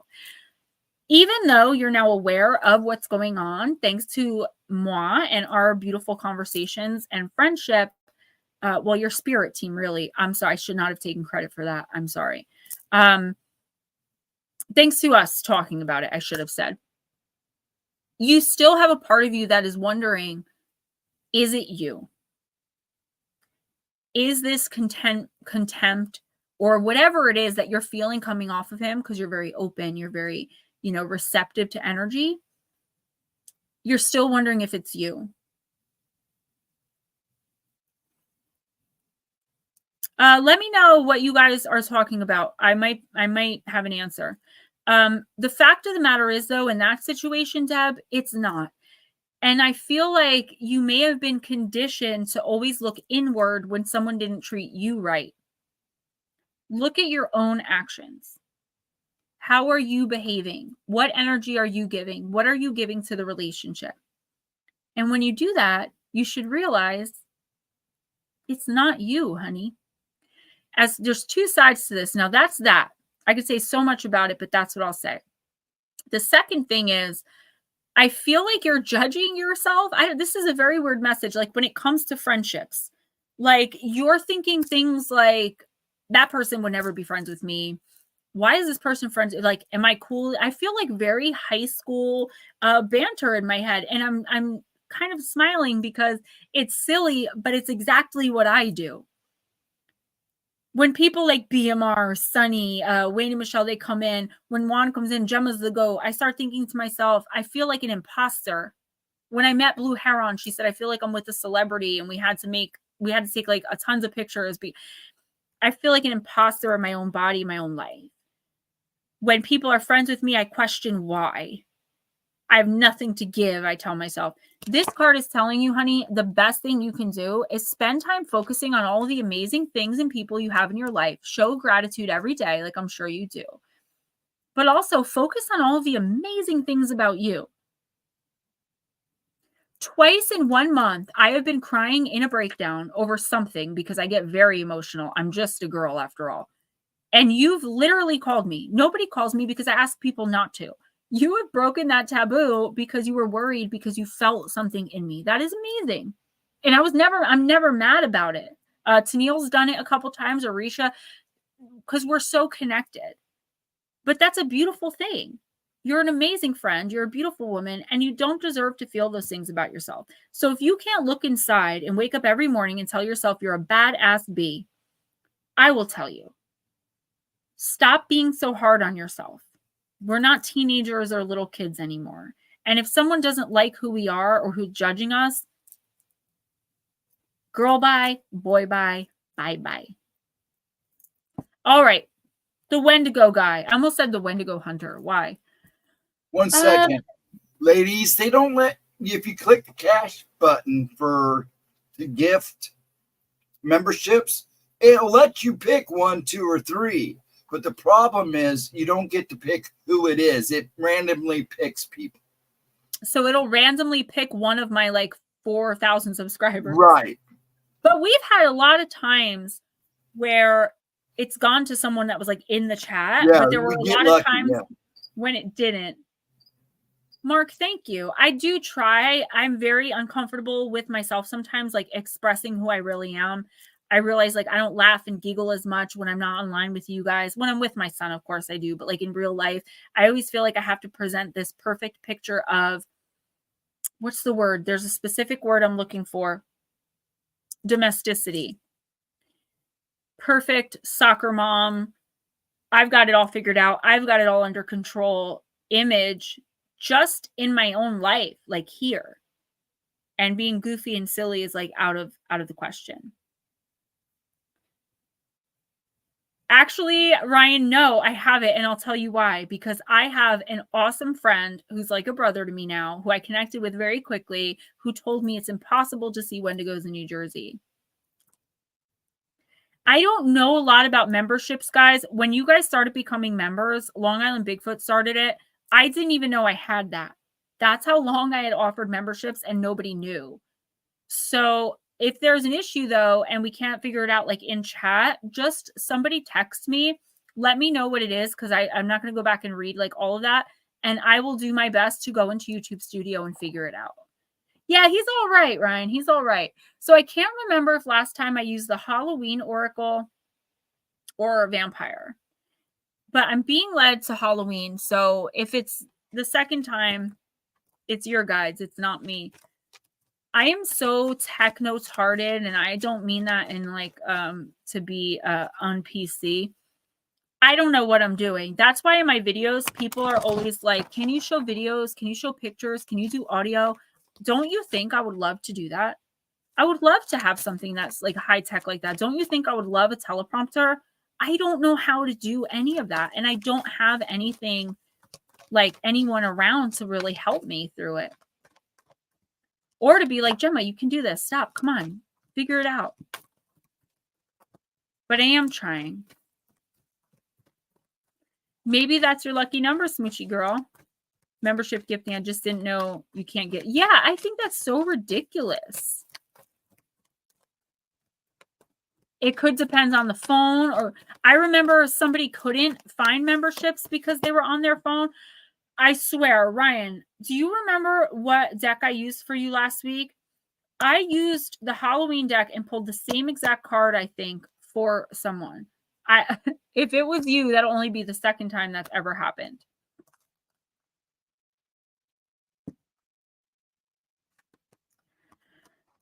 Ryan, this skull brings us back to the fact that we are all made of the stuff of stars, yet many of us think so small. We are each born with a blank canvas to paint upon, and we are indeed an open sky of possibilities.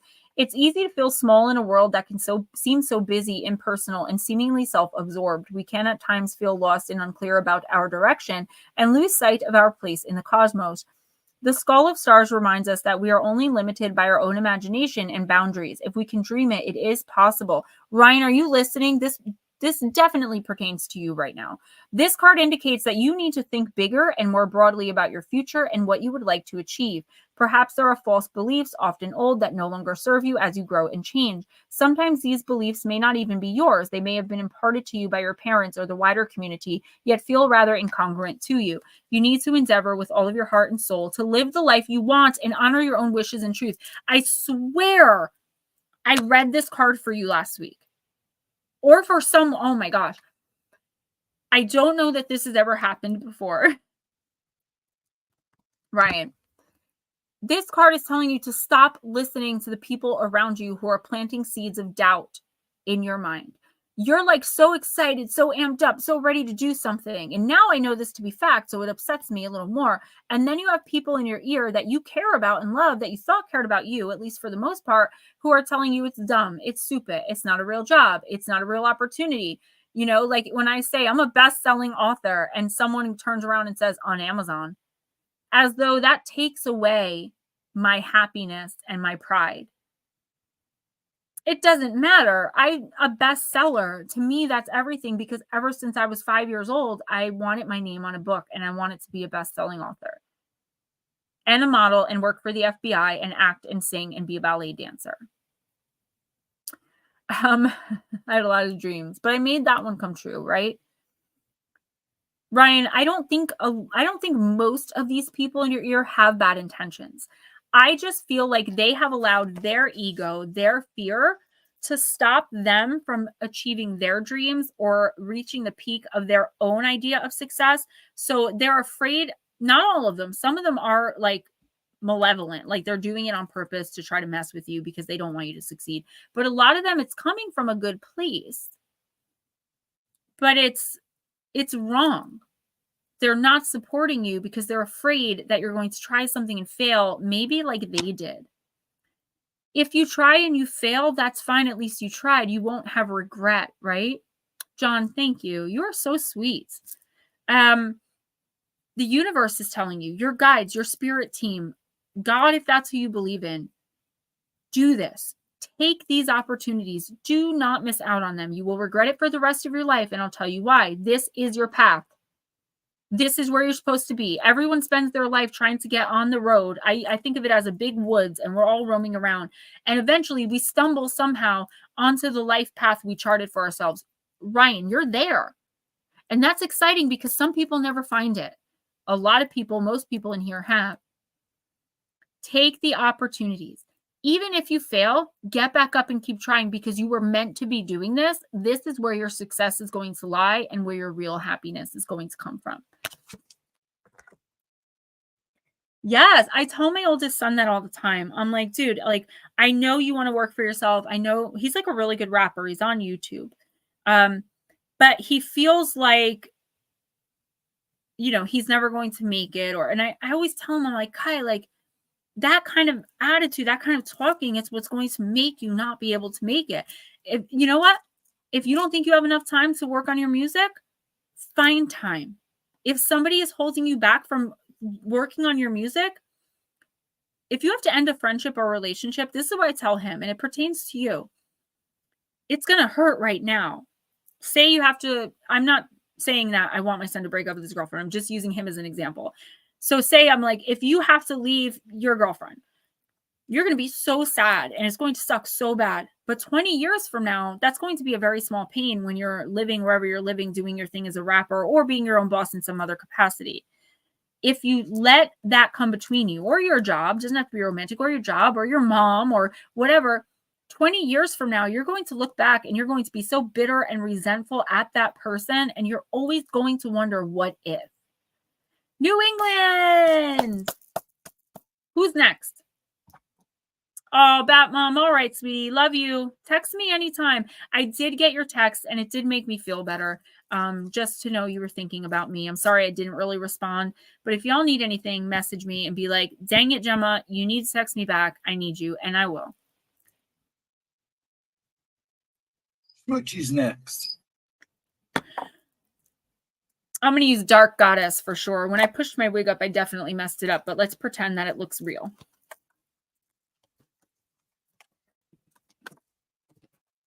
Who's afraid of little old me? Well, you should be. Yes, Miss Heather. In fact, you did, but there is a timestamp in the comments for you, and I will show you your card. This was yours, so when you see this card, Hecate's wheel, that's you, honey. And the time should be in the description. Divine Empathic doing her thing. I'm very proud of her. What happened? I'm sorry. I said it will be in the comments afterwards. Yes. Okay. Unless she wants it now, or I can give it to her now. Can you give it to her now? I think Sure she can. needs it. He's on a date right now with all of us. Doesn't he look very dapper and debonair? I was going to wear my pretty fairy dress, but I didn't want to overdo it. And that's what I mean. Like, I have so many dresses with like what do you call them? They come out, they wore in the 1950s, petticoats and all of these long fairy type dresses. I would feel so uncomfortable wearing those in my home or like around. I would be so uncomfortable being me. Smoochie, you got Nematona. Secrecy, rut-row.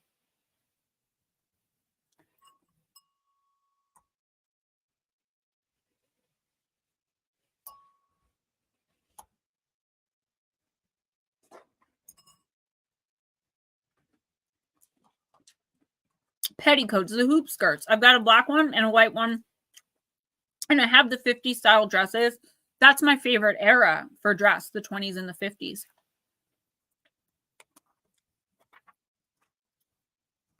Why is she not here? What's going on? LMN. NE. Yeah, NE. LMN. Okay, so we have the Morgan is M. There she is. You're welcome, Heather. Okay, Miss Smoochie. Deep within a sacred place, fear is revealed for one to face. Bottled up just will not do, so start to talk and say what's true. By the power of the dark goddess in me, protection in place, boom, let it be. Smoochie, unfortunately, working so hard to control your emotions doesn't dismiss the fact that you are feeling them. Those feelings are still inside of you, sometimes even yelling at you to please let them out. Looking okay does not mean you feel okay on the inside. Being a sensitive soul, Smoochie, you are highly tuned into the feelings of those around you. This can be overwhelming, and you are often unable to differentiate between your feelings and those of others. Nevertheless, you feel deeply and intensely and try to suppress your emotions. You're not willing to reveal yourself to anyone, and sometimes you just withdraw from society like a hermit. Wow, this could be my card.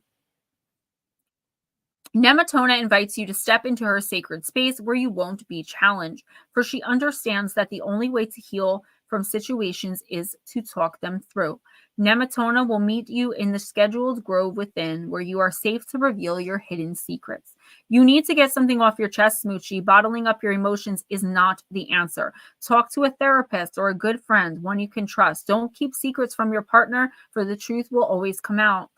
What doesn't come out in the wash comes out in the rinse, right? Someone is keeping a secret from you. It's time to socialize again. You are protected. The archetypal hermit of Germanic origin and primarily worshipped across Germany, France, and England, she guarded sacred groves of trees wherein the soul became hushed and calm at one with nature and the goddess. She was linked to Rigonomides, king of the sacred grove, who was also associated with Mars. Smoochie, I don't know if you're keeping secrets, quote unquote, but what I do feel is that you are definitely taking too much poop. You're putting up with way too much, okay? Somebody here is taking something like you're helping. This is what they're showing me, this vision, okay? So what I'm seeing over here is somebody is having a big problem, a very serious problem, and you're helping and helping and helping, and yet you cannot go to them and say, wow, I'm overwhelmed, or I had a bad day at work today, or because I see them like, just help me, just worry about me, just, me. And everyone would be like, why would she be mean to that person? They're suffering, but they don't understand what you're dealing with. Smoochie, I have no idea what this is. I'm going to have to rewind to even understand what I'm saying because this is coming in very quickly for me. I actually had to tell them to back up a little bit. You have the right to feel your feelings. I said this to someone else before. It doesn't matter if the other person understands what you're feeling or why. The fact that you're feeling it should matter to them. You're giving way too much of yourself. Someone is definitely keeping something from you, 100%. And they're not telling you because they feel like if I tell her, then she's going to know the truth and she's not going to help me anymore. Plus, I'm going to look like the a-hole because I made X out to be more than it is to get people to help me. This is very toxic. I do feel like the person is really struggling though, but I feel like I don't want to say this. This sounds so bad, but they're like milking it for everything it's worth. And they don't care about the strain it's taking on you. They don't care about draining you. They don't care about keeping this secret that maybe if they revealed it would be able to get you more help with whatever you're doing. Please stop holding this in. You are going to get very physically sick. You're going to be mentally crazy, even more so than you are. I love you.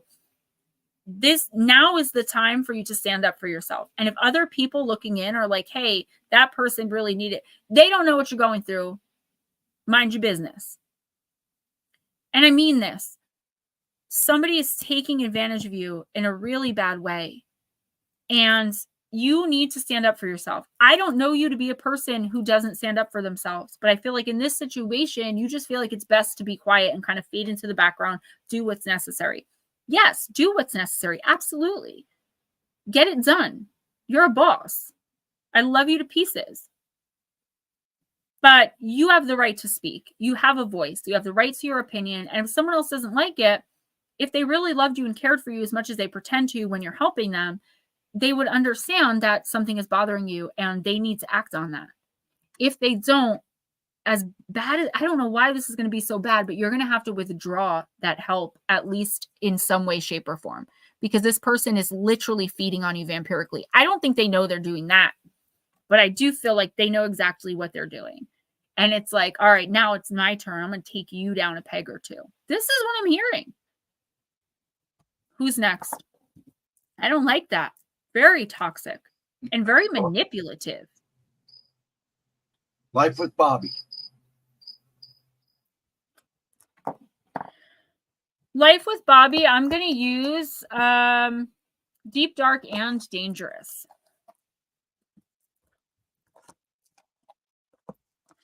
Love you guys too. Then Smoochie, cry. Who's going to judge you? And if they judge you for crying, do you really want people like that around you? I'd rather be alone. I could be miserable all by myself, but I'm not. I love my life. I have a beautiful family. I have a beautiful home. Do I struggle with things? Sure. Is it perfect? Absolutely not. I think he does, but that's okay. That's what I mean. Like, Smoochie, you are known for stating the obvious. You are known for saying what's on everyone's minds and not caring because we accept you and you trust us, I hope. Be like that in your real life. Oh, you're my wifey. You know that. Blue Crossroads. Yes, I did. The Blue Crossroads deck. You guys make me giggle. I swear. I love you all so much. It's cartoonish, the antics we get up to in here. I have an idea, but I want to let you figure it out. And you will in the next week or two. Do you know how you figure it out? Start expressing yourself more. Not in a mean way. Just like, hey, please don't do that again. That made me feel XYZ. They don't need to understand your feelings for your feelings to be valid. But you need to feel and express them, not bottle them up. Because you are going to explode one day and it's going to be really bad. Smoochie, I mean, you said it. That's not to say that this person isn't struggling or sick. They are. Okay? So don't, I mean, obviously, I'm not saying that. John. But there is something there that you may want to look a little deeper into. Like, I don't know if you go to the doctors with him and get the information for yourself. Maybe you might want to do that if you don't. I know in New Jersey, only wife can have answers. Unless they're under 18, then it's parents.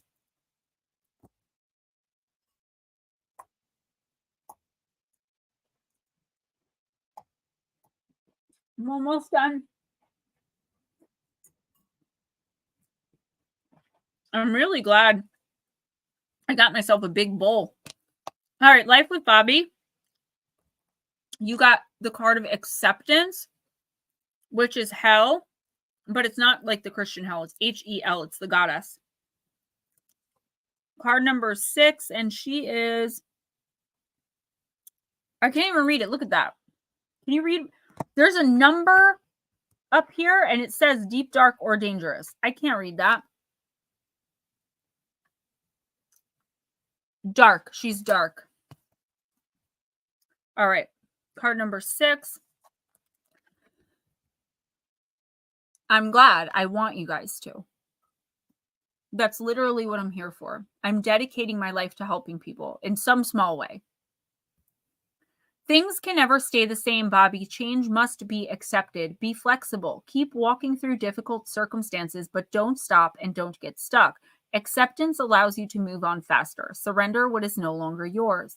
In the Norse afterlife, there were a number of places you might go when you died. If you died fighting bravely on the battlefield, you might end up in Valhalla with the god Odin. Dying courageously, you might equally end up with the goddess Freya in her hall, the Falk of Anger, or the battlefield.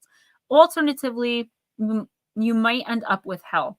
Hel was both a goddess and a place. Hel, the goddess, was a Jotun, which is a giant, and the daughter of the god Loki, who's my favorite, by the way.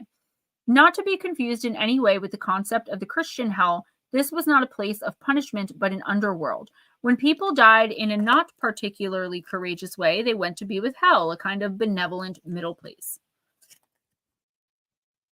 It was a long and tough journey to travel to Hell, and it was considered lucky to finally arrive. It could be a cold and lonely walk, so during funerals, the dead were provided with things to make their journey easier. A sturdy pair of walking shoes, or Hell shoes, were often funerary gifts. Despite the pervasive image of Vikings as savage warriors, history reveals that their martial expertise and penchant for war was only a small part of their story. They were innovative boat builders and navigators and incredible traders and They were innovative boat builders and navigators and incredible traders and innovators. Okay. They held sophisticated courts and allowed women to inherit, rule territory, lead ritual, and even fight in battles if they wanted to. They also lived in accordance with a wide-reaching mythos. There was a deep understanding and acceptance of dying as a part of life, although a person shouldn't die in vain or in a cowardly manner.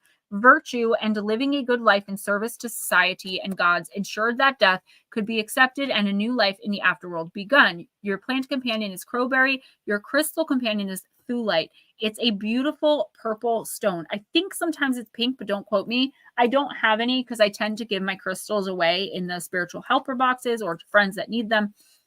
Thulite is beautiful. If you can get your hands on some, you can get a tumblestone for like $3.50 at an East Meets West or whatever. Otherwise, yeah, I love Loki. Okay. Death in this scenario in Oracle and Tarot is change, but like major, massive change. There's something here that is changing either in you, and I think it could be around you too, Bobby, that you really don't want to accept. It's kind of like if this ends or I'm not a part of this or if I'm not with, it's like you think that you won't know who you are anymore if this person or this thing isn't a part of your life. So you've worked the same job for 30 years and now they're laying you off. What are you going to do? Like, who are you without being Bobby the such and such, right? The universe is saying this was meant to end. The faster you accept it, the faster you can move on and start living your more natural life. I feel like there are parts of whatever this is, so a romantic relationship, employer, employee, familial, whatever it is. There are parts of you that feel lost a lot of the time. This is a theme tonight with feeling alone, feeling like you have no voice. And I feel like you are fighting hard to save the situation, or you're considering some things that you can do to try to fix whatever is broken here. It's not going to matter because it's going to change anyway. So if you sit there and procrastinate because part of you wants it to change and part of you wants to hold on to it and you're afraid of the change, okay? If you continue to procrastinate and not make the decision, the universe will make the decision for you. If the universe has to step in and make a decision for you, that means to the universe you have not learned imperative lessons. And you have to go back now and redo this whole thing in a separate occasion. So if you're ending a toxic relationship, but you did not walk away when you knew you should, you're going to end up in another one, whether it's romantic or some other toxicity around you. The cycle will continue until you make the decision to do what's right and best for you. So why not just do it now? That's the message. Spot on. Honey, I always say in my head, there's a sign that says procrastinators meeting postponed indefinitely. Next is Divine. If she's still here, I'm pretty sure she is. So Divine listening. Divine Empathic, I'm going to use the Hekatean Oracle. I feel like it's just like the universe is saying, like, it's time to move on, Bobby. You know that. That's what I keep hearing. Like, your team is very sweet and very, like, even toned, as opposed to like some who, like, when they have a really strong, really detrimental message, they'll get like right up in my face. Yours is like, she knows what she's doing. You know what I'm saying? Smoochie, I hope so. And I hope you continue to learn and grow and realize what an amazing, beautiful woman you are. How much you've helped me. When I'm not feeling well, it never fails that I get a picture of your grandkids making me smile, or a sarcastic joke, or a funny video. Someone needs to be doing that for you too. And I'm sorry, I don't. I should.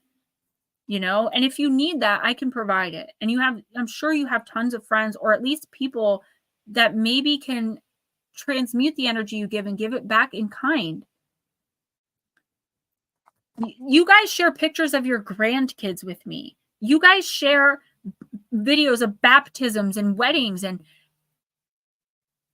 that to me is amazing. And that's where the imposter syndrome, my own issues, come up, where I'm like, I don't deserve this. But then I have to remember I do. I've worked hard to get where I am.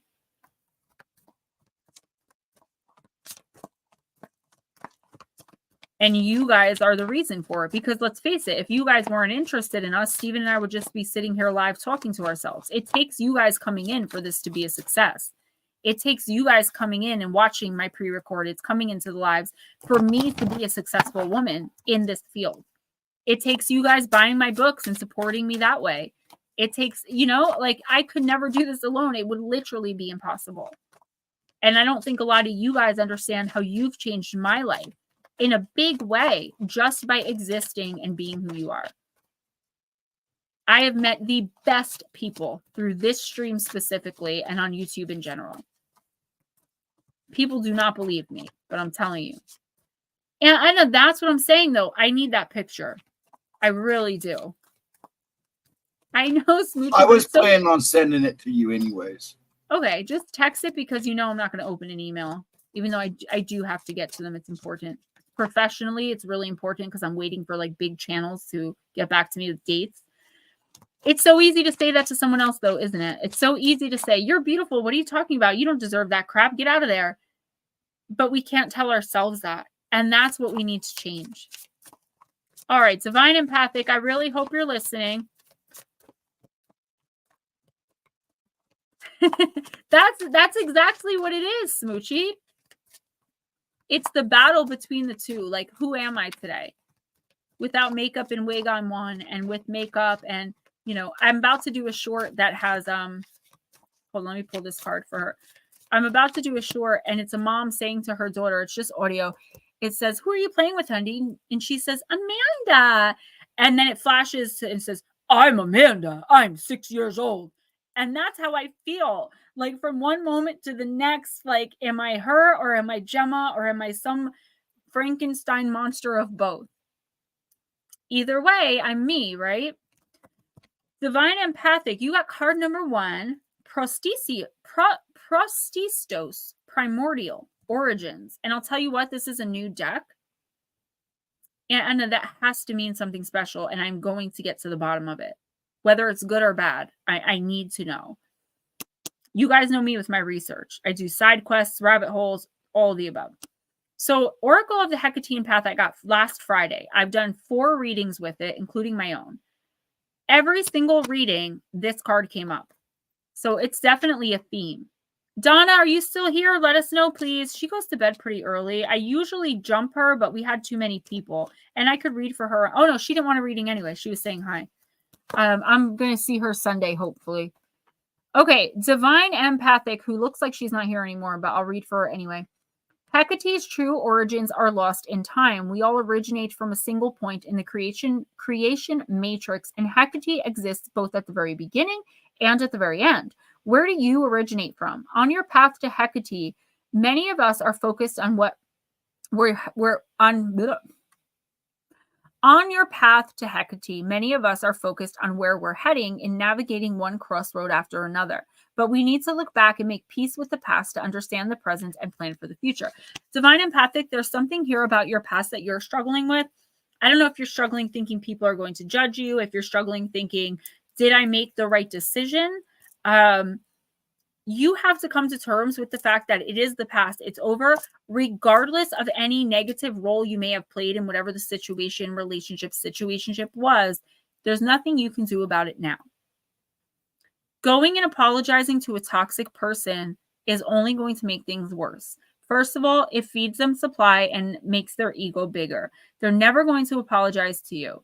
I know someone who, when I say I'm sorry, they tell me most of the time, you should be sorry. And then they repeat back to me what I did that I just apologized for. I don't get it. And it's insulting. It's embarrassing. It's insulting. It's very shameful, right?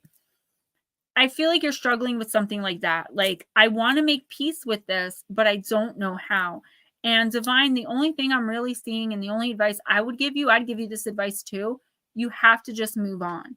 You have to just accept that there's not going to be any closure.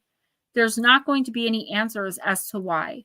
There's not going to be what you're expecting. So you have to let go of expectations. You definitely have to let go and move on and understand that sometimes we are just not going to get the closure we're looking for. And you are looking for answers.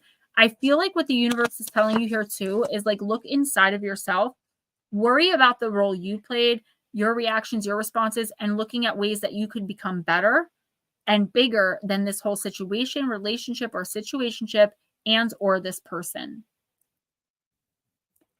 That was a really deep message. I hope she gets that. I just saw someone say, want a card? And I'm like, who's yelling for a card? But it was you asking. No, she said she didn't want a card. She's probably sleeping by now, my mama Donna. Then that go is my ahead longest running in real life friend, is Ghana. I met her in 2010, and I was wearing a schoolgirl outfit in a punk bar, and she offered me a role in a gothic fashion show.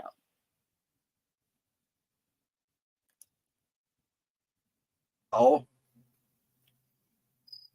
If New England doesn't want a reading, all you have left, if you would kindly, that's it. If you would kindly do Cindy Lee one, she's at the hospital with her family.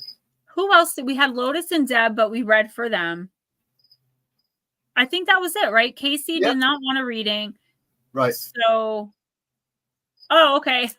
Divine, I knew that you'd be back or like that you'd hear it. So that's why I read it. It's no big deal. Go do your thing, girl. And it's really important. So, yeah. Good. I'm glad. I'm so glad that helped. Netta, are you sure you don't want a reading? Because we're going to end. I'm going to do Cindy Lee and then we're going to be done. Did anyone not get a reading that's waiting that we may have missed? Because that does happen sometimes when there's a lot of people, guys. I'm still good. So if any of y'all want a reading, speak now or wait till next week. And have a great National Paranormal Day. All right. Mama Cindy is going to get Black Moon Lilith. New England Dirt Roadie's like, I'm tired of hearing the same thing. No, I'm good.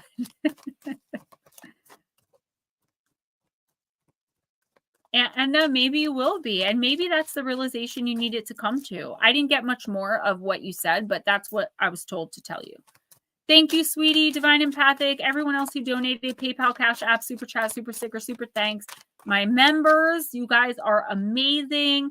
My patrons. Don't forget, guys, my new book on mysterious disappearances, which went to #1 bestseller. The first chapter is fixed. You guys go out and grab that. Please, if you got my book, rate 5 stars. I know a lot of y'all don't feel like leaving reviews. That's fine. But if you guys don't go and give it 5 stars, I do have people that don't like me and that don't want to see me succeed. They'll go give it 1 star and talk badly about it in the reviews. The more 5 stars I have. So if I have 4 or 5 stars and someone comes in and gives 1, it'll go down to my book will be rated 2.5 stars. Even though I have, well, I think 3 5 stars and 1 equals 2.5.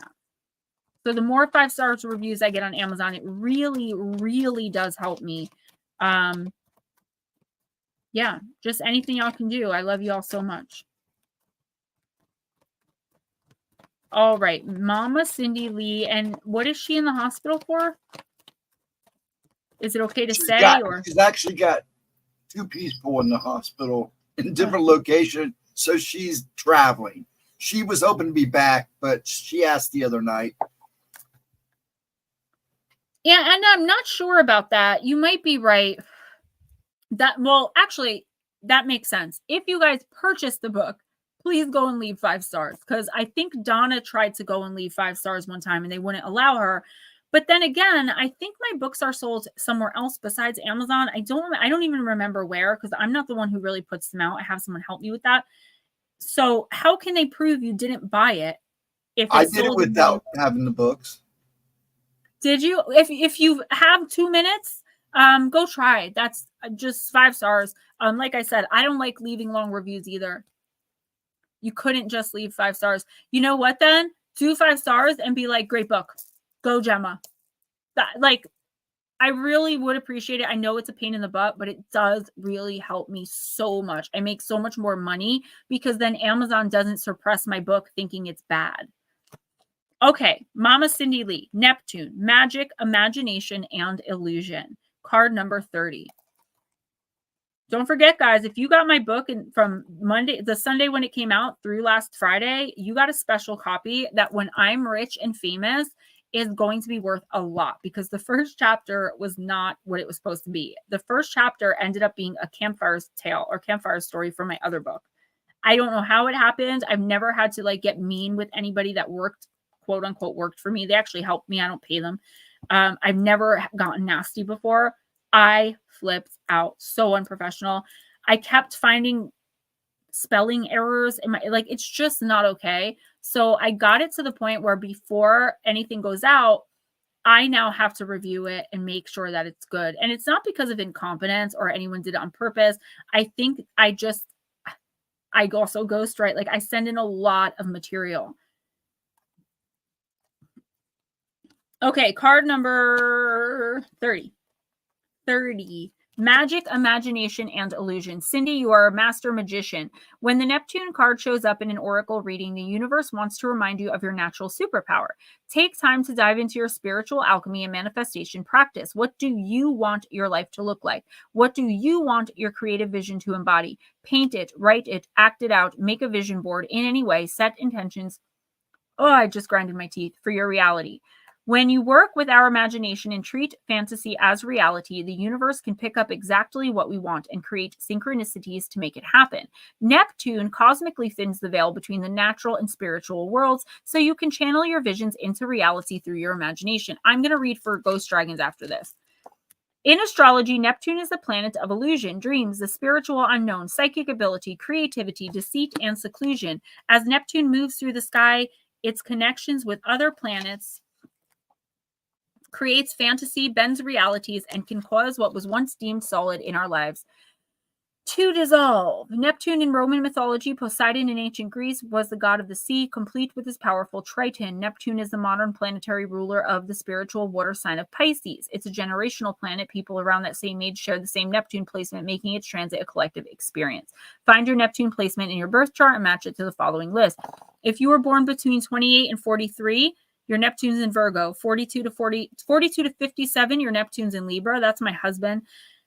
56 to 70, Neptune in Scorpio. 70 to 84, Sagittarius. So that would be me. 84 to 98, Capricorn. 98 to 2012, Aquarius. That's most of my kids. And 2011 to 2026, my RJ is Pisces. Okay. Mama Cindy Lee, what this card is saying is, it's great to help people. It's great to be there for people and provide support and give love, light, peace, energy, kindness, right? To give back for the beautiful blessings that we're all given by the universe, by God, if that's what you believe in, every single day. Cindy, you're not giving enough to yourself, though. And right now, you may not feel this. You may feel like you're even, but you're actually giving way too much without getting anything in return. Now, being at the hospital with somebody, they're not going to have the energy probably to reciprocate, but you have to find other ways to get that energy back. You can't just waste it. Not that it's a waste if it's making someone feel happy. It's hard to explain what I'm trying to say. You can't pour from an empty cup. And every time you help someone, smile at someone, and they don't do the same in return or say thank you or give you something back in kind, the energy is wasted on them. Even if you're doing a good deed, if someone doesn't reciprocate the energy, where does it go? It's gone. And that is taking water out of your cup.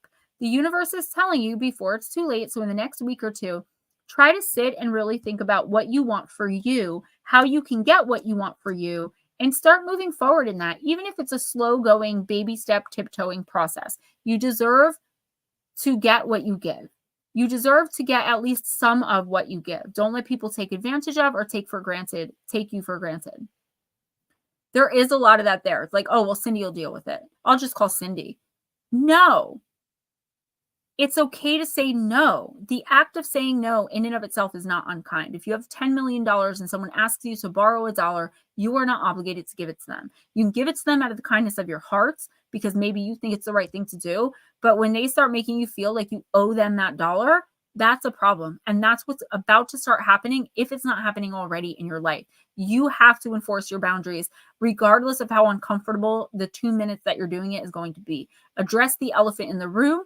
You don't like what's going on. Smoochie, this is for you too. You don't like how you're being treated. You are not a whipping girl. You are not a doormat. You are a human being that deserves love, attention, understanding, patience. When we don't get those things, our soul starves. And it's a very painful place to be. I don't want to see any of my gemstones there. Do you have a deck preference? Nah, go ahead and surprise me. Halloween.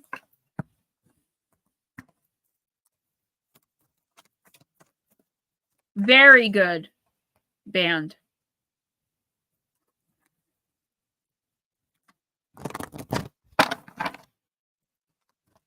Maybe one day when I used to go to detox and I was there all the time and I'd leave AMA and repeat the whole crazy cycle of insanity, I always carried a notebook with me. And when I would go to long-term rehab and I would leave, but I would go and they're in the back of my closet. I would write raps. I would write poems. I remember when it was like, I'm inspired by sinful desire, stuck, staggering, caught up in the mire. Man, I'm tired. I need to be rewired. And then there was like, there was one that I was just so proud of. I got to find them one day and share them with you guys.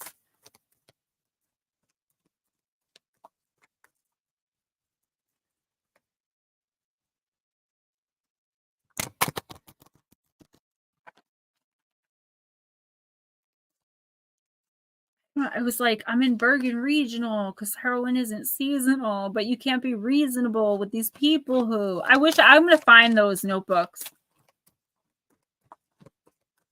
All right, Stephen, let's do this. Jack-o'-lantern. Protection. Rut-row. My oldest son, I'm telling you, is KGF hip hop. He does have explicit lyrics. I think a lot of you are subscribed over there just as a favor to me. He's really good, but he looks exactly like his father. I remember the first time I hadn't seen him in years, and I looked at a picture of him and I said, why does he have a picture of his father on his music cover? And I realized it was my son. They just looked like twins, but inside he's me. He's this big kid. He's taller than me. You know, he's robust. He's lost some weight. He's gorgeous. He has 2 different color eyes. Oh, the blonde hair. Like, oh my God, I'm in love with my kids, right? I'm such a toxic boy mom. But he always feels like he's not good enough. He's a constant apologizer. He is very insecure. Everything. He's like, I'm sorry, Mom, but can you help me with this? And I'll be like, yeah, no problem, buddy. And he's like, I'm sorry. Or like, you know, and I want to tell him like, dude, you can go so far. Just don't give up. All right. Jack-o'-lantern. I hope he doesn't hear that. He's going to be mad at me. Halloween wouldn't be the same without the carving of pumpkins into scary jack-o'-lanterns, glowing menacingly from porches, dinner tables, and porches everywhere. Jacks actually have a rich history and a spiritual bent. Ghost dragons. The original term for a jack-o'-lantern was a will-o'-the-wisp, an old British term. The will-o'-the-wisp was a small bundle of sticks used as a flame or torch. The Celts, the Irish, and those living in the Scottish Highlands all carved winter vegetables, not just pumpkins, but also parsnips, carrots, or beets. The time around Samhain, which is Halloween, was of course when the fae and goblins were said to be roaming wild, and so the lanterns were intended to be both scary, to scare off the undesirable, and to light the way in the dark. Today, carving pumpkin jack-o'-lanterns has become an art in and of itself and a true icon of Halloween. Intricate designs, both scary and funny, can be found in almost every home that celebrates the holiday. Both electric light and candles now illuminate the inside of the lanterns. Know that you are protected and that you are capable of creating the life that you want, and that the universe supports you in this should Jack shine his light upon you. Boundaries are important to teach people how to treat us, and drawing this card indicates that you may now wish to renew the ones you have or to establish new ones. Smoochie, I know, okay? He's like all up in arms about it too. I'm like, you can't come on my stream anymore because Smoochie's going to flirt with you. He's like, give him my number. Okay. Ghost Dragons, yeah. He is gorgeous though, right? He's another one that looks exactly like his biological father, but acts like me. But I just want to say this. When he first shaved his head, his dad was my best friend since I was 11 years old. And he died very suddenly on me. I would talk to him all the time. And when Damien, he always had his head shaved. When Damien shaved his head, I actually, for like a week, couldn't look directly at him without breaking down and crying. And then when his grandparents from, his biological dad's side, who he's very close with, saw him, his grandfather had to call his grandmother and warn her that he looked so much like Jeff. We all just couldn't believe it. The way he walks, the goofy, it's crazy. But I think like, wow, this was so meant to be that like this part of him lives on now. Okay. It's called like heterochromia blue. My son has it. This is just saying that you're definitely, like the card said, you're supported in what you're trying to do. I feel like you are, as far as the boundaries, I feel like you're seeing boundaries where there aren't any though. And boundaries in the terms of like moving forward. I feel like you have like expectation or idea in your head. I don't think it's expectation, just like an idea of how things should play out, will play out eventually. But the universe is like eventually comes. So maybe it's time to start like planning a little bit more and thinking more about the minute details of whatever this is you're trying to accomplish, even if you can't step forward at this time. So what they're showing me is like laying back and relaxing and just letting nature take its course. Like that's fine and good. Just make sure you have a plan in place in case nature decides to take its course tomorrow. I feel like you're forgetting a lot of the fine details and not realizing how close you are. Remember, the universe's timeline is eternal. So there could be something here you're not seeing or that hasn't been revealed to anyone involved yet. And then it's going to be like, boom. And then it's like, whoa, what do? I knew this was coming, but it was coming eventually. Regardless of the decisions you make in the next week or two, you're basically untouchable. You're receiving download after download. You're being watched over as you always are. And you really can't make a wrong move. Just be careful with boundaries. Make sure you're a Virgo. You have no problem with this. Even with me, like make sure you stand up for yourself. You put your foot down when you need to, and you don't allow anything to overwhelm you. If something starts overwhelming you, make sure you talk about it. I see that too. Like you're a little timid in talking about certain things at certain times. And the universe is saying, of course, there's a time and place for everything, but why do you have to keep everything bottled up when you're the one everyone turns to vent? Give yourself permission to be the man you are. And what do I always say? Mind over matter. Hey, Dexter. Mind over matter, right? Those who mind don't matter. Those who matter don't mind. If someone has an issue with you setting a boundary or speaking your truth or speaking your mind or stating reality, then maybe you might want to reconsider that relationship or friendship. Because the people that really do care about you are going to be like, oh, crap, sorry, I didn't make you feel that way. And then you move on. That's how it's supposed to go. They should have some accountability, whether they understand it or not. Does that make sense? Dexter Undercover, what is up? Do you want a reading? Because I'm about to leave. You know it's Pam, right? No. Yeah, it's Pam. Pammy, I shared on Facebook one of your old comments that you left me, I think about a year ago. It could have been 2 years ago because I shared it. I want to share it with you because I woke up to it this morning and it really... Okay, I'll give you a reading. Give me one sec. It says, I hid your name, so don't worry. It says, hey, Gemma girl, this has nothing to do with this podcast, which I absolutely loved, but wanted to let you know you were with me today. I have anxiety bad and fibromyalgia, so it's difficult for me to go out. And today I was in line behind a lovely older lady and her grandson, who was an employee, and she had poop loads of stuff. So I just about lost it twice. But both times I heard you in my head. Be nice, Pam. It doesn't cost anything. And not only did it calm me down, but it made things go a lot smoother. Thanks and lots of love. I woke up to this, and that's what I mean about you guys. You don't know how you're affecting me. You never know how you're affecting someone else. You probably weren't even thinking of that. I wasn't, but there it was. The minute I opened my eyes and looked at my phone to see what time it was, I saw a notification for that. You guys have more of an impact, I think, than you realize.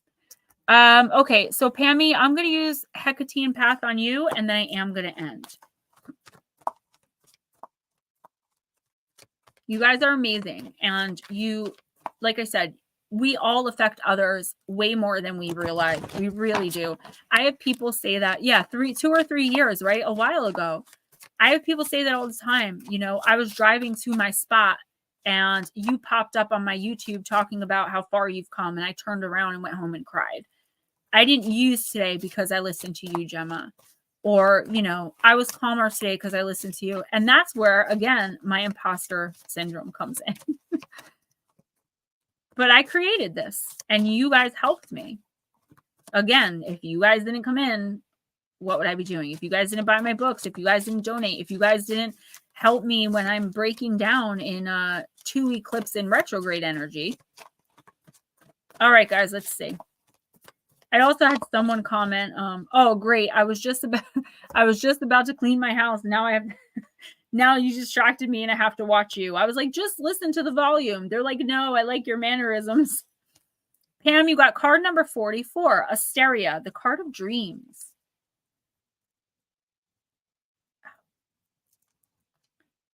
Pam, you're a sweetheart. You don't give yourself enough credit. Hecate's mother was the Titaness who presided over nighttime divinations through dreams in the stars. Her gifts were passed to her daughter, who was known as the sender of nocturnal visions. Dream symbolism is immensely personal and can be a channel of communication from spirits and the divine. Take heed of your dreams. Ask for insight. Hecate can help you decipher the code of your subconscious. Pam, this for the last reading. This is great because it's straight and to the point. I know this may sound weird and it may sound like, you know, I'm not going to do this. Whether you do it or not is on you. Get a notebook, any old notebook or some paper, keep it next to your bed, and the minute you wake up, write down the first 5 words that come to your mind. Unless you remember your dreams or nightmares. If you remember them, write as much as you can before it leaves you. Wait 2 to 3 weeks, go back and read it, and you will have the answer to whatever it is you're looking for, searching for, whatever you're trying to figure out. Only you can decipher the code of what's going on. Only you can decipher the downloads you receive. Spirit speaks to us through emotion, sometimes audibly. But if you're not someone like me, you don't see them there. You can't ask them, what are you doing here? What's up? They're just following you around, whispering in your ear, pulling your hair, trying to get your attention and call it to something. There is something that needs desperate attention in your life right now, Pam, and you're running around acting like, I just said this to Stephen, almost the same thing. You're acting like, well, I'll eventually take care of it. You know, like the day will come. The universe is saying, if you don't take care of this and wait for something to make whatever this has happen, you're going to be a lot worse off because you're not going to be rewarded with the faith and the hope and the manifestations that you've been trying to put out because you made the decision to procrastinate. When we procrastinate, I just said this too, the universe will make the decision for us eventually. Stop ignoring what's right in front of you. Stop ignoring whatever this huge elephant in the room is and face it head on. Even if it means, you know, I don't know why you wouldn't, like embarrassment or just misery, pain. See, I don't want to say too much because I know what this is. So I'm going to end it there. And if you have questions, you can message me. Oh, to move. Good. You have to let go. And I know sometimes that's so hard, especially in certain situations. We really become like conditioned to live a certain way, to be a certain way. And when we have to pull ourselves out of that, it's scary because then we start to not know who we are anymore, when really we are who we were supposed to be. We were being conditioned in the other way. Send it. Oh my God. I knew it. I knew it. Guys, I love you all so much. Please remember to donate if you can. Leave 5 stars and a review on my book. It really does help. I think you can leave whether you purchase it or not. I'll go back through the chat and try to figure out what you guys were talking about with memberships. Thank you so much for all the donations, all the support coming in. Happy National Paranormal Day. Tomorrow night at 12 midnight, you have Ghostdragonzw replaying some of my old and rather embarrassing videos. On Monday, give me one sec, guys, because I'd like to tell you what in the world we are talking about on Monday. I cannot remember, but I need to tell you. I already have the videos filmed. So let's see. Monday's pre-recorded. Just take your time. I was writing some ghost writing.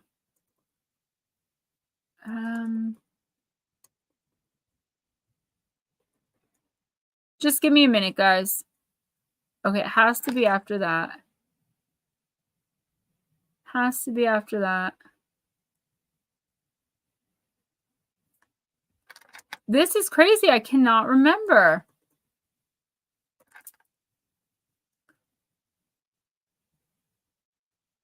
What in the world? Guys, this is crazy. No, I got to figure it out.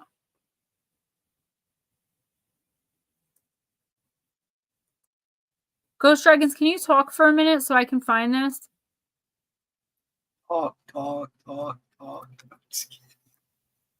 I'm being sarcastic. This is so weird. I lost my voice. I'm trying to see what's going on here. Yes, everybody have a wonderful night. So I'll just go ahead and say goodnight now. Be well. Have a safe weekend. See you folks on Saturday. Okay, I found one. It's more almost vanished, I think. Oh, I got it. The almost vanished people who met strange entities while missing. That's one. Guys, I wrote so much. I lost my thing.